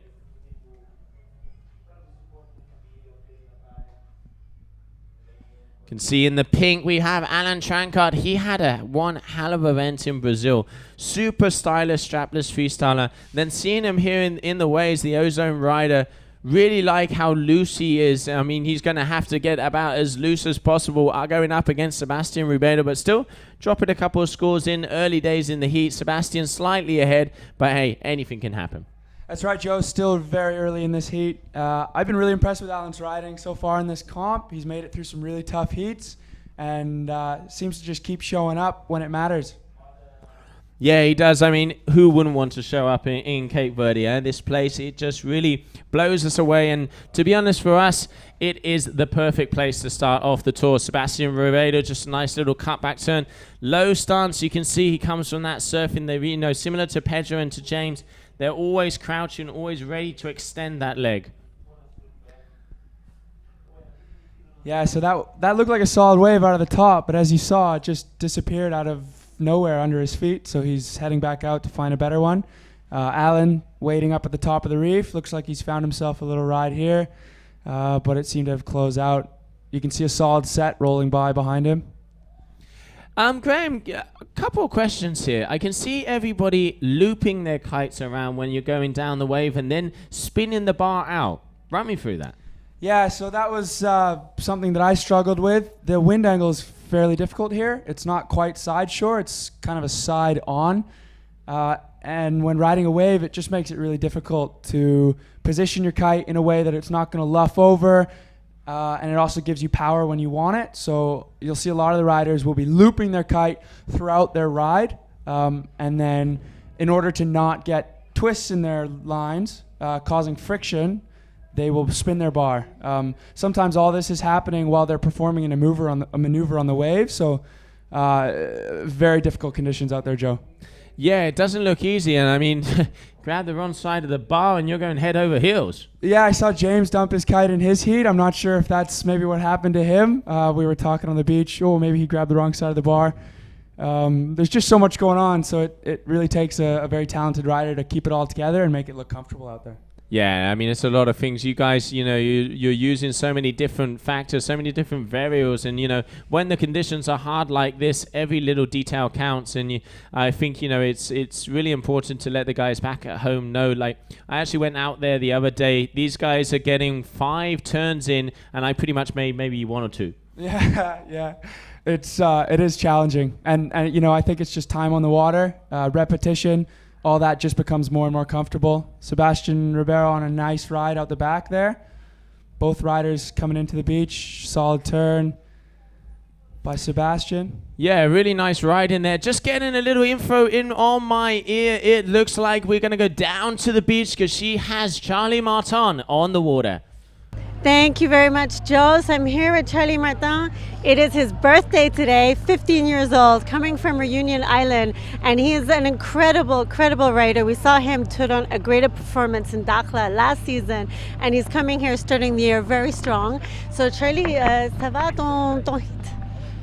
Ouais, ça va, c'était bien. Il n'y avait pas beaucoup de vagues, mais c'était cool, c'était super cool. Je suis super content d'être là. Oui. Et tu aimes le spot ici à Cabo Verde? Ouais, j'aime beaucoup. C'est des spots différents, j'aime beaucoup. Okay. Ouais. Allez, merci beaucoup and happy birthday. Enjoy your day. Thank you, Charlie. Merci. Goodbye. Thank you very much. Back to you, Joe. Merci beaucoup, Charlie. Happy birthday. Bon anniversaire, mon ami. Great to see 15 years of age. I'm just going to go now. Yeah, that is so cool. He's obviously stoked with that heat win. Happy birthday, Charlie. And keep up the good work, buddy. You're going to go far. So young, so plenty of time to figure all this out, but you're off to a good start. Wow, I mean, that's incredible. There's such young talent. And also, throughout the whole kiting scene, the youngsters, wow, are they pushing. Let's run through who's out there. World Freestyle Champion Valentin Rodriguez, 17 years old, just turned 18. We have Michaeli Sol, who is the Women's Freestyle Champion, 15 years of age. And she just won the last strapless event in Praia. I mean, it's great to see the new generations coming, and they are pushing hard. Yeah, big time. So inspiring. A lot of young prodigies out there. I know Mika, I've gotten to know her quite well over the last couple of events, and she's just amazing on and off the water. It's really cool. It keeps the mature guys on tour pushing it, and we're really working hard. You have to be on your toes when you have young guys like that coming up.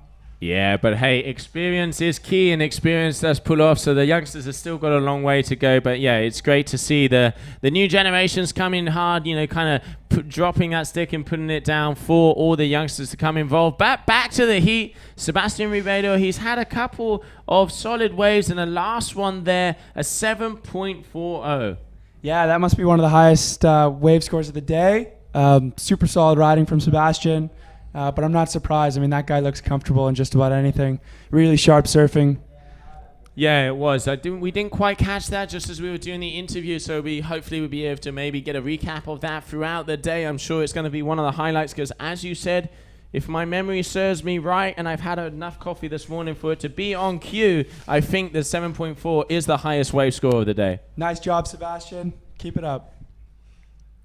So it looks like the tide is pushing in. You can't see the rocks anymore. So this is why after the next heat, we are going to go into standbys. We're going to wait for the tide to then drop out afterwards so we can get a little bit more waves in there for the ladies.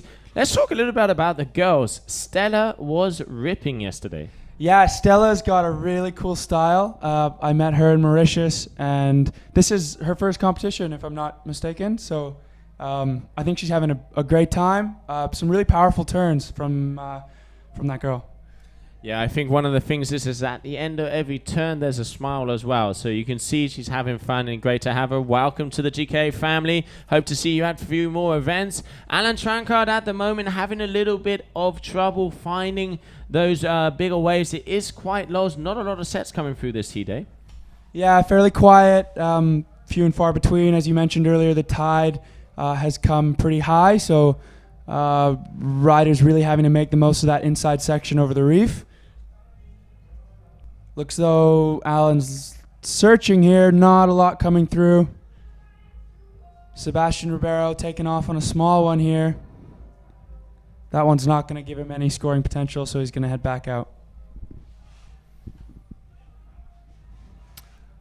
Okay, here we have both of the guys out the back trying to find those waves out there, but yeah, not anything coming through. Still 7.5 minutes left. What are we going to get?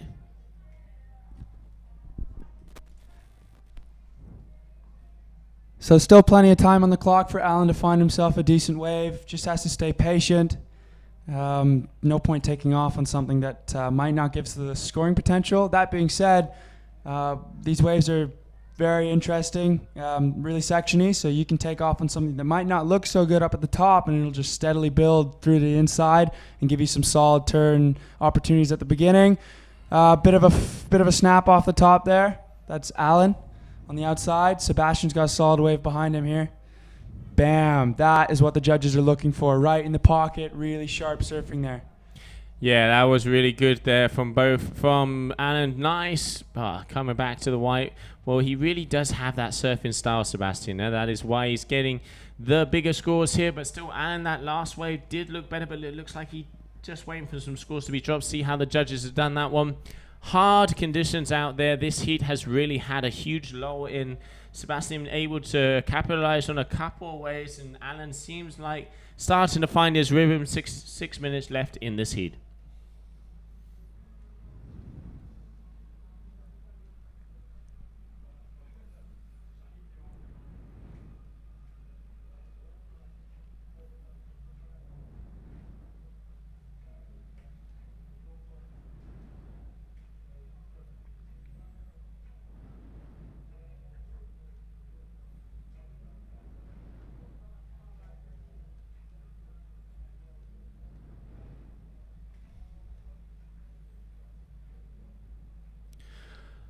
Okay, come on, Ocean. Show us some motion, please. Really huge lull out here. I think that's a good decision for us just to do round 5, because with this tide, it definitely does seem that this spot really does go out into a no-way or no-show wave. But, you know, in the end, making the most of the conditions out there, the boys have already got 5 to 4 scores up on the charts. And then coming up next, we're going to have Ayrton Cosolino, who's going to be going up against Anderson Rebolsas, and that's going to be it for the men today.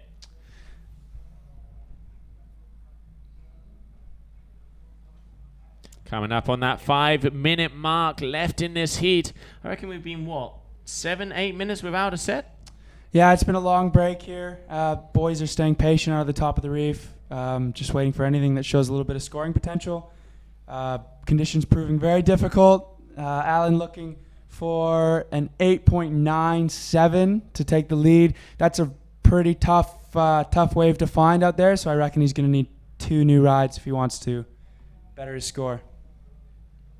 Yeah, an 8.9 in these kind of conditions. I mean, you can get a 10.0 in any type of conditions out there. But yeah, Alan, that's a hard one. No, coming off the top there. Not quite sure what he got for that first turn, but he did look like he came into that with power. No, but kind of fizzled out through the middle of that turn, eh?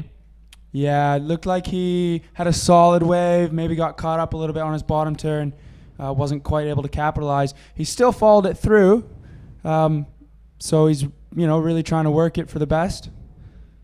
Couple little check turns there. Not quite going to cut it for the judges. They want to see quick, snappy surfing. Bam, solid finish, but that wave fiddling out basically to nothing. That's not going to better his score, I wouldn't think.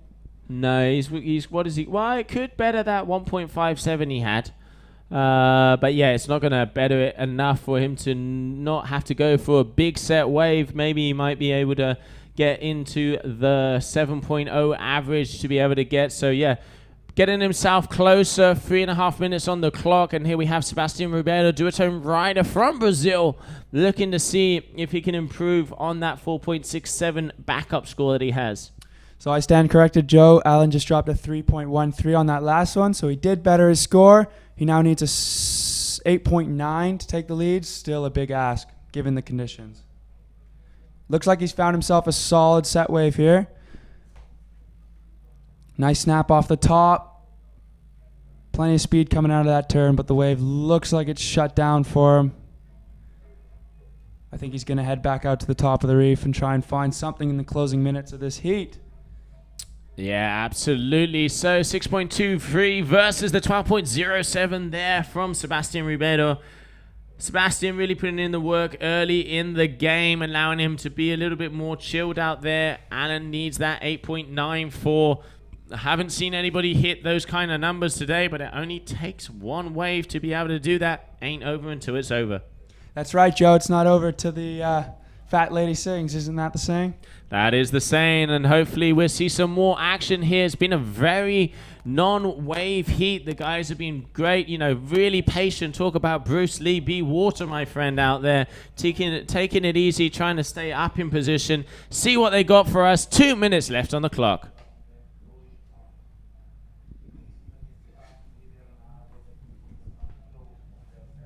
We can see Alan Shankar, Ozone Rider coming towards us. Ocean Rodeo Rider with me in the booth, getting mixed up here.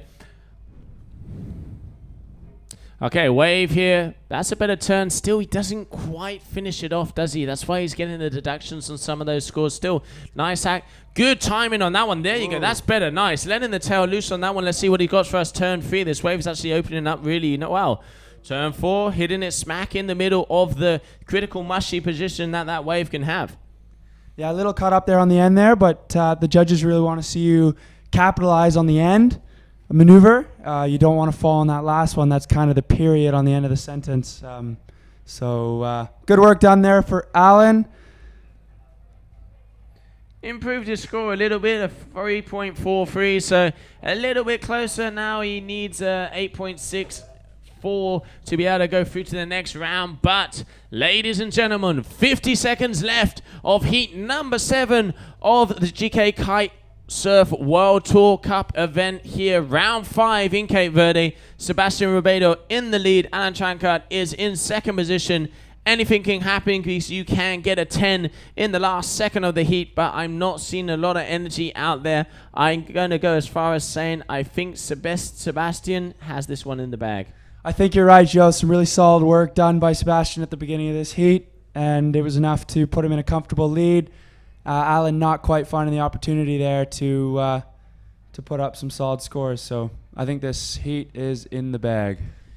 Yep, 10 seconds left, and Alan isn't going to be going on away, so this man here, Green Lycra from Brazil, taking a victory lap on this wave, is going to be going through to the next round. Coming up next, we are going to have Ayrton Cozzolino versus Anderson Barbosa from Brazil. So that is going to be a very interesting heat. That is going to be the last heat of the men's today. Then we're going to go through and go on with the women's, but we're going to have about a 2 to 3 hour break in the middle. Make sure you retune. Check out the social media. I know we'll be telling you exactly starting dates. Actions still to come here at day 3 in Cape Verde. So yeah, once again, round of applause for this man, Sebastian Ribeiro. But before we go into the action of the final heat, we're going to have a short commercial break.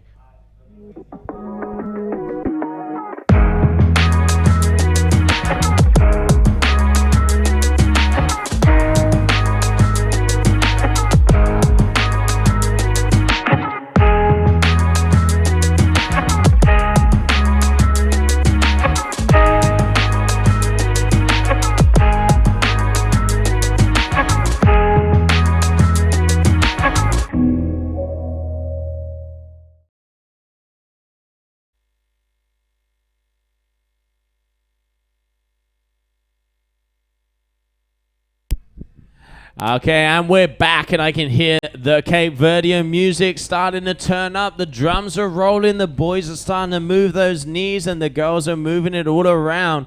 Great to see the energy and the flow here on the island of Sal. Up next, we have one of their biggest representatives, Ayrton Cozzolino. Airline Cozzolino, as he's known to be nickname throughout the tour. He is our current world champion, probably one of the most progressive strapless freestylers and strapless riders in the world. In the water, Anderson Barbosa, all or nothing. Yeah, this is going to be a fun heat to watch. Ayrton always putting on a show, and Anderson's a very talented rider as well. So stoked to see this one, Joe. Yeah, one of the, I think, highlights of day number 1, Ayrton had an absolute massive air. He landed completely on his nose. I even mentioned it kind of looked like Clay Marzo, John Joe Florence style. Cat-like, landed on his back, pulled it through. He is just such a complete rider, eh? Seems like any conditions he go out in, he makes him look good. So funny you mentioned Clay Marzo. That's one of my favorite surfers from day 1. And yeah, always going for those insane maneuvers, whether it's freestyle or wave riding. Ayrton Cozzolino putting on a show at his home spot. Yeah, I mean, one of my favorite surfers as well. Clay could definitely throw it down, and good to see the surfing side of our sport getting to that level. But before we start this heat, we are going to go down to the beach with Gemma Sebastian Rubedo in the booth. Thank you very much, Joe Sebastian. It's nice to see you back here at this spot. Can you tell me a little bit about how your heat went? The conditions looked a little bit tricky for you guys out there. Yeah, it's good to sit here again. And this is a good spot, right? If you're here, it's always a good thing. Yeah, it's always a good thing to be here. But I don't think it's different than my last hit. It's pretty much the same. And I just feel comfortable in these conditions because it's pretty similar to a beach break that I have on my home spot. Where is your home spot, Sebastian? Right now I live in Rio, but I used to live in Florianopolis. Okay. I mean my whole life. So this beach break is pretty similar to this, and I trained there not because I want to, but because I knew someday I'm gonna need it. So I think all those days just made it worth. Definitely paid off for you, right? How do you feel about going into the next round? Yeah, I feel just comfortable. I just had a really great vacation. December and January was really good. I could full my battery, my energy. Yeah. So start the year with this comp and try to go as far as I can to the final.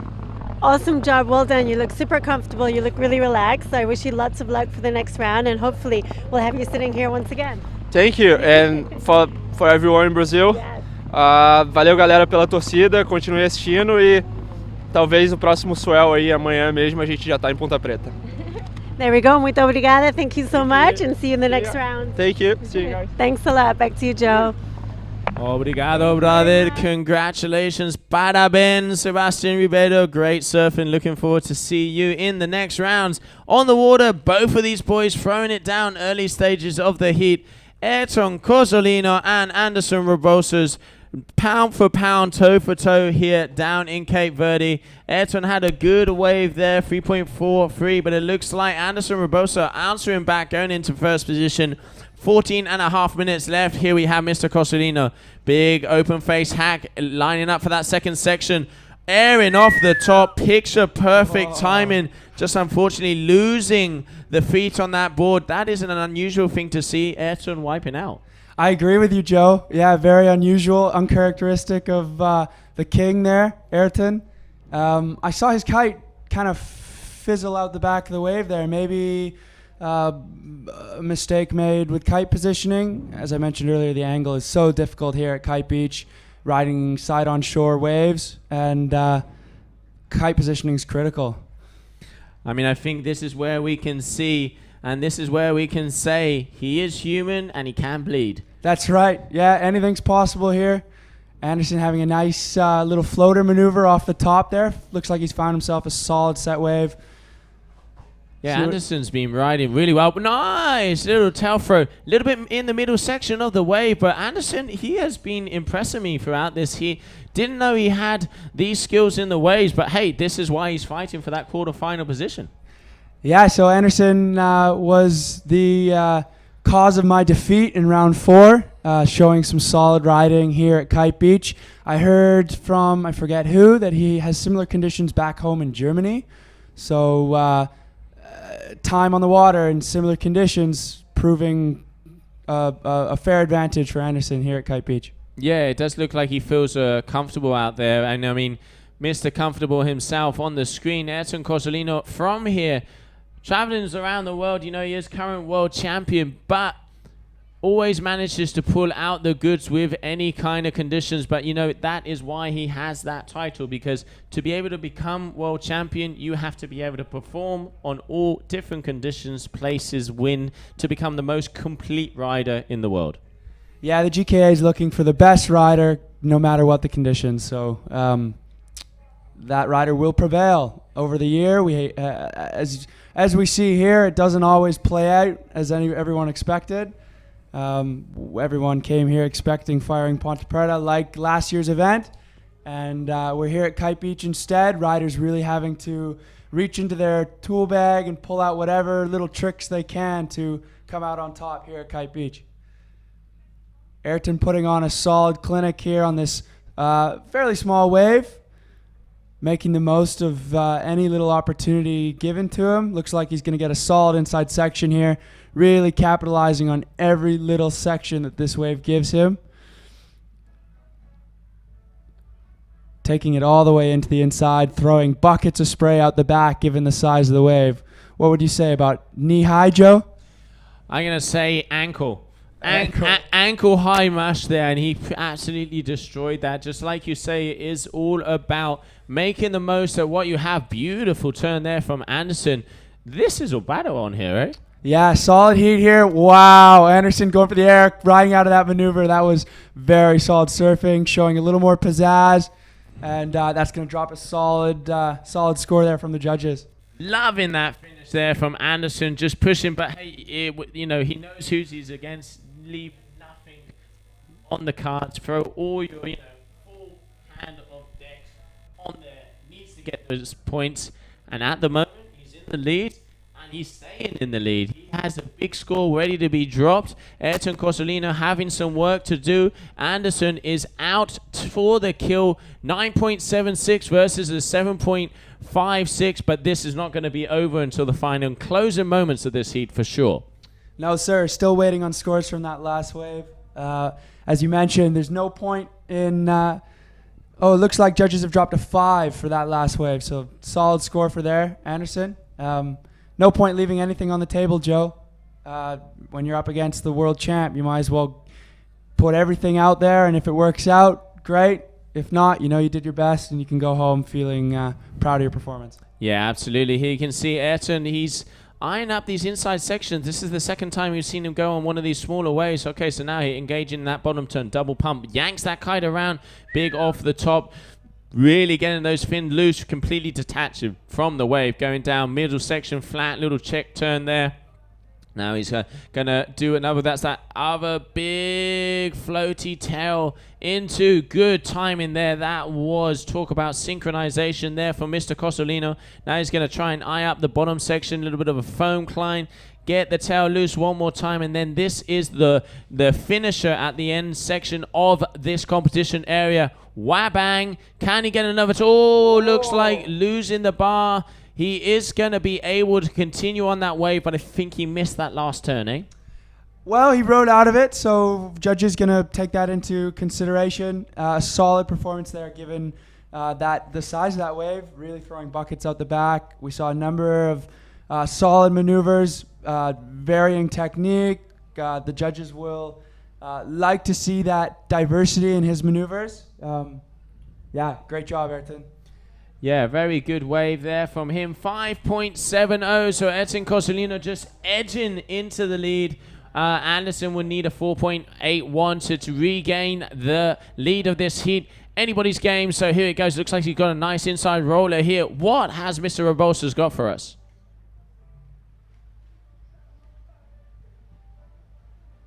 Solid set wave out the back here for Anderson, keeping his speed in check. First maneuver, bam, right in the pocket, nice and sharp. Little check turn. He wants to stay behind that section so he can put it right up into the pocket. Another little check turn through the middle, hoping this wave stands up on the inside for him, but doesn't look like it's going to. As you can see, that wave goes completely flat. He's going to head out to the back and find another. Yeah, a bit of a one-hit wonder. That's a shame because that was a decent turn. If he would have been able to get a couple more on the inside, that would have been good. But I'm seeing a decent score being dropped, and I would actually agree with that because he was really in the critical section of the wave. Let's see, we're just waiting for the last drop to judge to drop the number. Judges showing varying opinions on that last ride. He had a solid turn out the back. Looking at Ayrton's ride here, seems like Ayrton's linking more maneuvers. Maybe not leaving as much on the line as Anderson. I think Anderson realizes he's got to put everything on the table to beat the world champ. Ayrton linking some solid maneuvers through the inside on that one, but Yeah, interesting. Solid heat here, Joe. Yeah, really, Ayrton going rail to rail there, but like you say, you can see he is playing it a bit safer. So, yeah, going to be interesting to see what kind of scores are advancing the lead a little bit there. He's got, increased that backup score to a 5.50 over the 413 that he had before. Waiting for the last score for Anderson Rebosas to come in. Obviously, different perspectives have been happening. So for that to the judges, it's hard to see, from the screen and compared to the view they have there. But yeah, Graham, thank you very much for being in the booth with here. Pleasure to have you, mate. Good luck out there. I know you're going to be doing some of the social medias of Ocean Rodeo. Get those stories out. Get the vibe. Catch you soon. Thanks, Joe. Thanks for having me in the booth. Hi, Mom. Hope you're watching the live stream, and enjoy the show, guys.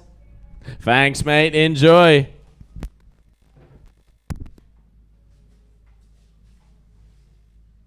Okay, Anderson Rebosas on the way out. 6.5 minutes left in this heat. 11.70, 9.76 are the numbers in the moment. Ayrton Cosolino in the lead. Ayrton staying a little bit busier. He is doing turns a little bit safer. Anderson is really leaving everything on the line. But, different strategies. Looks like Ayrton's going to have a nice wave up here. See what he's got for us. Anderson going on a set wave there. Looks like he had a good amount of speed. There was the spray. Can he get a second turn? So this is going to be a little bit of a foam climb. No! Getting dragged over the back of his board. Not being able to keep it together. Seems like the kite position wasn't just right. So unfortunately getting pulled over and wiping out on that one. Still just under 7 minutes. Just under 5 minutes left. Anything can happen.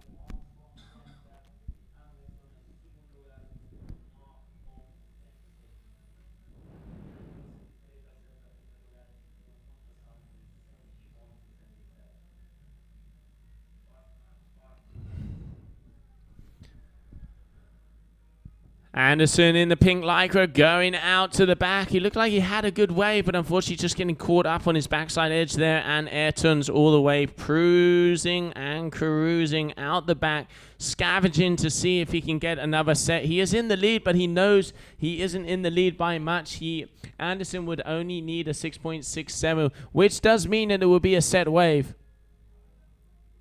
Riding very well here in Cape Verde, but if, as Graham said to us before, if he has these similar kind of conditions in Germany where he lives, you can really see that he's comfortable on these mushy waves, which is, to be honest, these kind of conditions is what most people have throughout the world. Not everybody can have a perfect one-eye or punta preta, but yeah, this is where this discipline is so much fun. Just grab a surfboard, you can do some freestyle, you can do some surfing, grab some waves, do some cruising, and that is why we love it here in Cape Verde.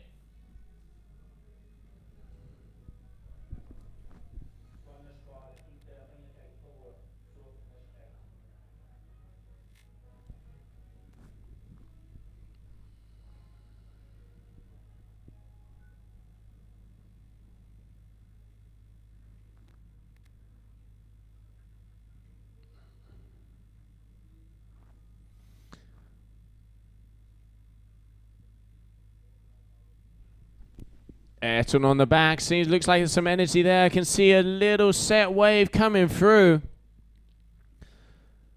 And I think he's seen the same thing because he's turning onto it. What has Mr. Cosolino got for us? No, the wave really does jack up, but then it kind of drops out. I think it was a very good decision for us to wait until the tide to change for the girls to go out on the water. So Ayrton Cosolino on the wave. Bit of a check turn there. Now he's going to come for number 2. Double pump on the inside. Jacks that kite around. Big open face hack there for the Cape Verdean. You can see that Mr. Cosolino has got his wings on. Red Bull athlete. Off the top again. Letting that tail loose. Look how much spray he threw. Pretty much getting the water off to the other side of the island.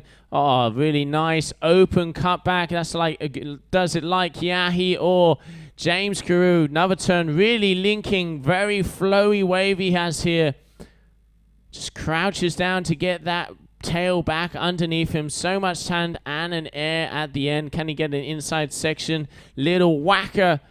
No, he won't, but very complete surfing there from Ayrton. And it looks like Anderson there just losing his back foot, unfortunately, on that last wave.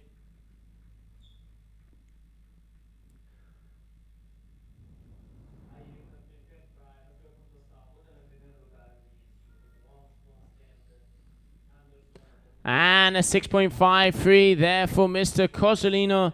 Great surfing, improving that backup score. So now he's got a 6.53 and a 6.0 versus the 5.03 and a 4.73 from Mr. Rebosas. 12.53 Ayrton Cosolino, 9.76 Anderson Rebosas.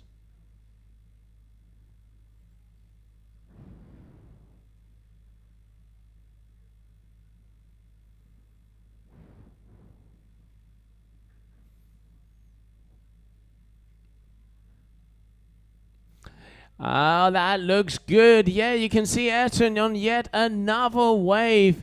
Seems to be getting more into sync. Beauty of a hard hack there in the middle. Back to the foam ball now. It looks like that section is going to be opening up. Is he going to be able to get a couple more turns down here in the lead so far? Look at the amount of power. Still quite a flat-faced wave, so he isn't really being able to go vertical. That's a bit more. Okay, beauty over 360. That has got to be the move of the day. So much power, pretty much equal entry and exit speed. Letting the tail loose, landing, completely spinning around. Love that move. Mr. Cosolino ending off the heat with a banger.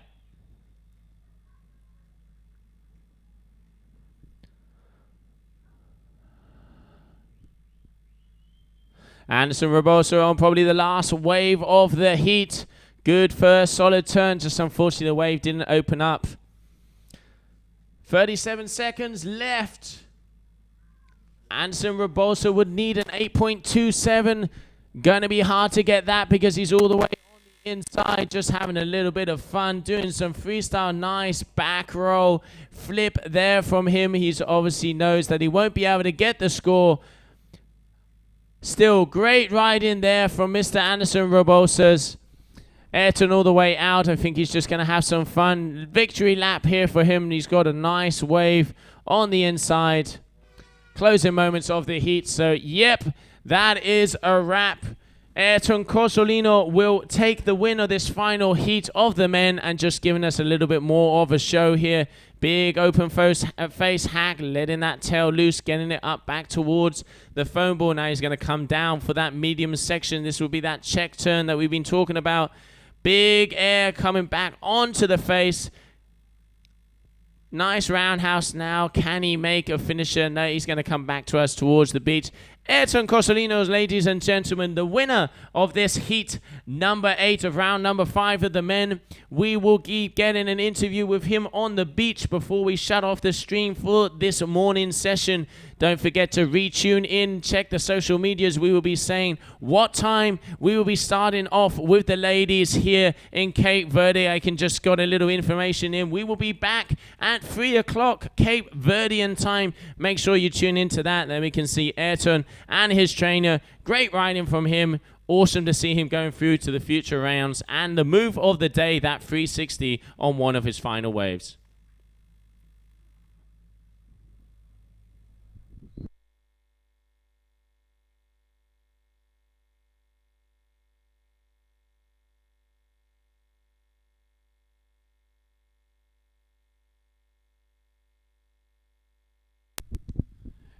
There you can see everybody. Congratulations, the champ and Kelton Lopez there as well. Mr. Capuzzo. All of the guys and girls giving the love to our champ. Now, Ayrton, I know Gemma will get him over here to get that final interview of the day. Great riding there from Mr. Cosolino. He's got to be happy with that one.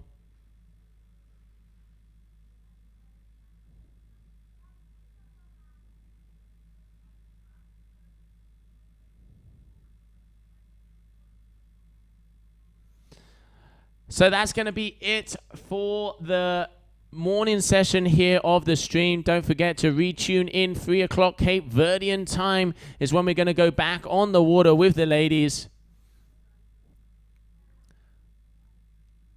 Great heat so far. Round 5 has been action-packed. The guys and girls have been killing it here in Cape Verde and looking forward to seeing more action in the afternoon. But as I said, before we shut off, we're going to go down with the current world champion, Ayrton Cosolino. Gemma, how is he feeling? Thank you very much, Joe. So I'm here with our current world champion, Ayrton, who just killed it again in this heat. Ayrton, do you feel a lot of pressure competing here at your home island? I mean, pressure, there is always pressure, you know, in the competition. You always want to do your best, you know, so you feel a bit of pressure. But for me, I kind of don't want to feel pressure, because when you feel pressure, you like start to fall, you know. In the first waves, I started to fall like tiny waves. I was sure I can land those turns. I was falling like 2 times. I say, man, so I just tried to have fun. Then I focus it. I say, okay, now I have to have fun. Otherwise, I start to fall a lot. But it was fun, you know. On this onshore condition, it's really tricky to do like a high scores. Yeah. But yeah, it feels amazing to do a couple of turns. I mean, I changed the board the last minutes, because yesterday I was using different board, and today I changed board. I kind of feel more comfortable with it. Can you tell everyone what you were using? Yeah, now I was using like a Pro Session 5.8, and yesterday I was using a Pro 1 5.7. So yeah, now with the 5.8 I feel more comfortable, because I need more speed, you know. I need more volume, and because the wave is not that powerful, so I need more volume. And I have to say, I have to keep this board, you know. Yeah, feels good. I see you always have your coach, your trainer with you on the beach. How important for you is it to have that person with you all the time, giving you advice and guiding you?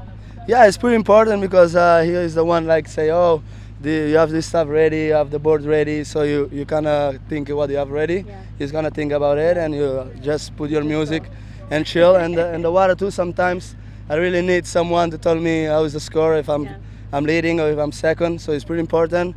But, I mean, before I come to the beach, you say I was second, so I knew what I have to do, and I go back to the waves, and I did some good turns. And that means our system works, right? Yeah, system works. Perfect. Awesome. Yeah. Well, good luck for the next round. Enjoy the rest of your day. Get some chill time. And some message for our followers. Yeah, thank you everyone for watching. Now I can't wait to have a proper wave like Ponta Preta.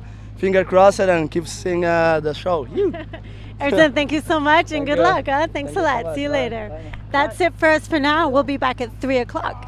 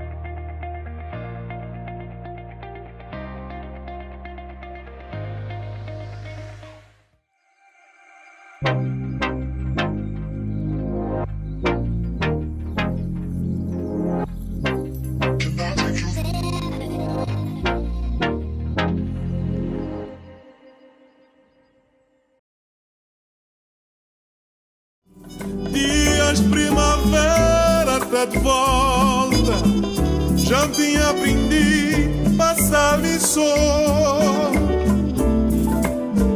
Já ponha medló, já fiquei de cabeça para majuar. That's it for the men's action. We're going to take a little break now. We'll be back with the women shortly. So stay tuned, the girls are on the way.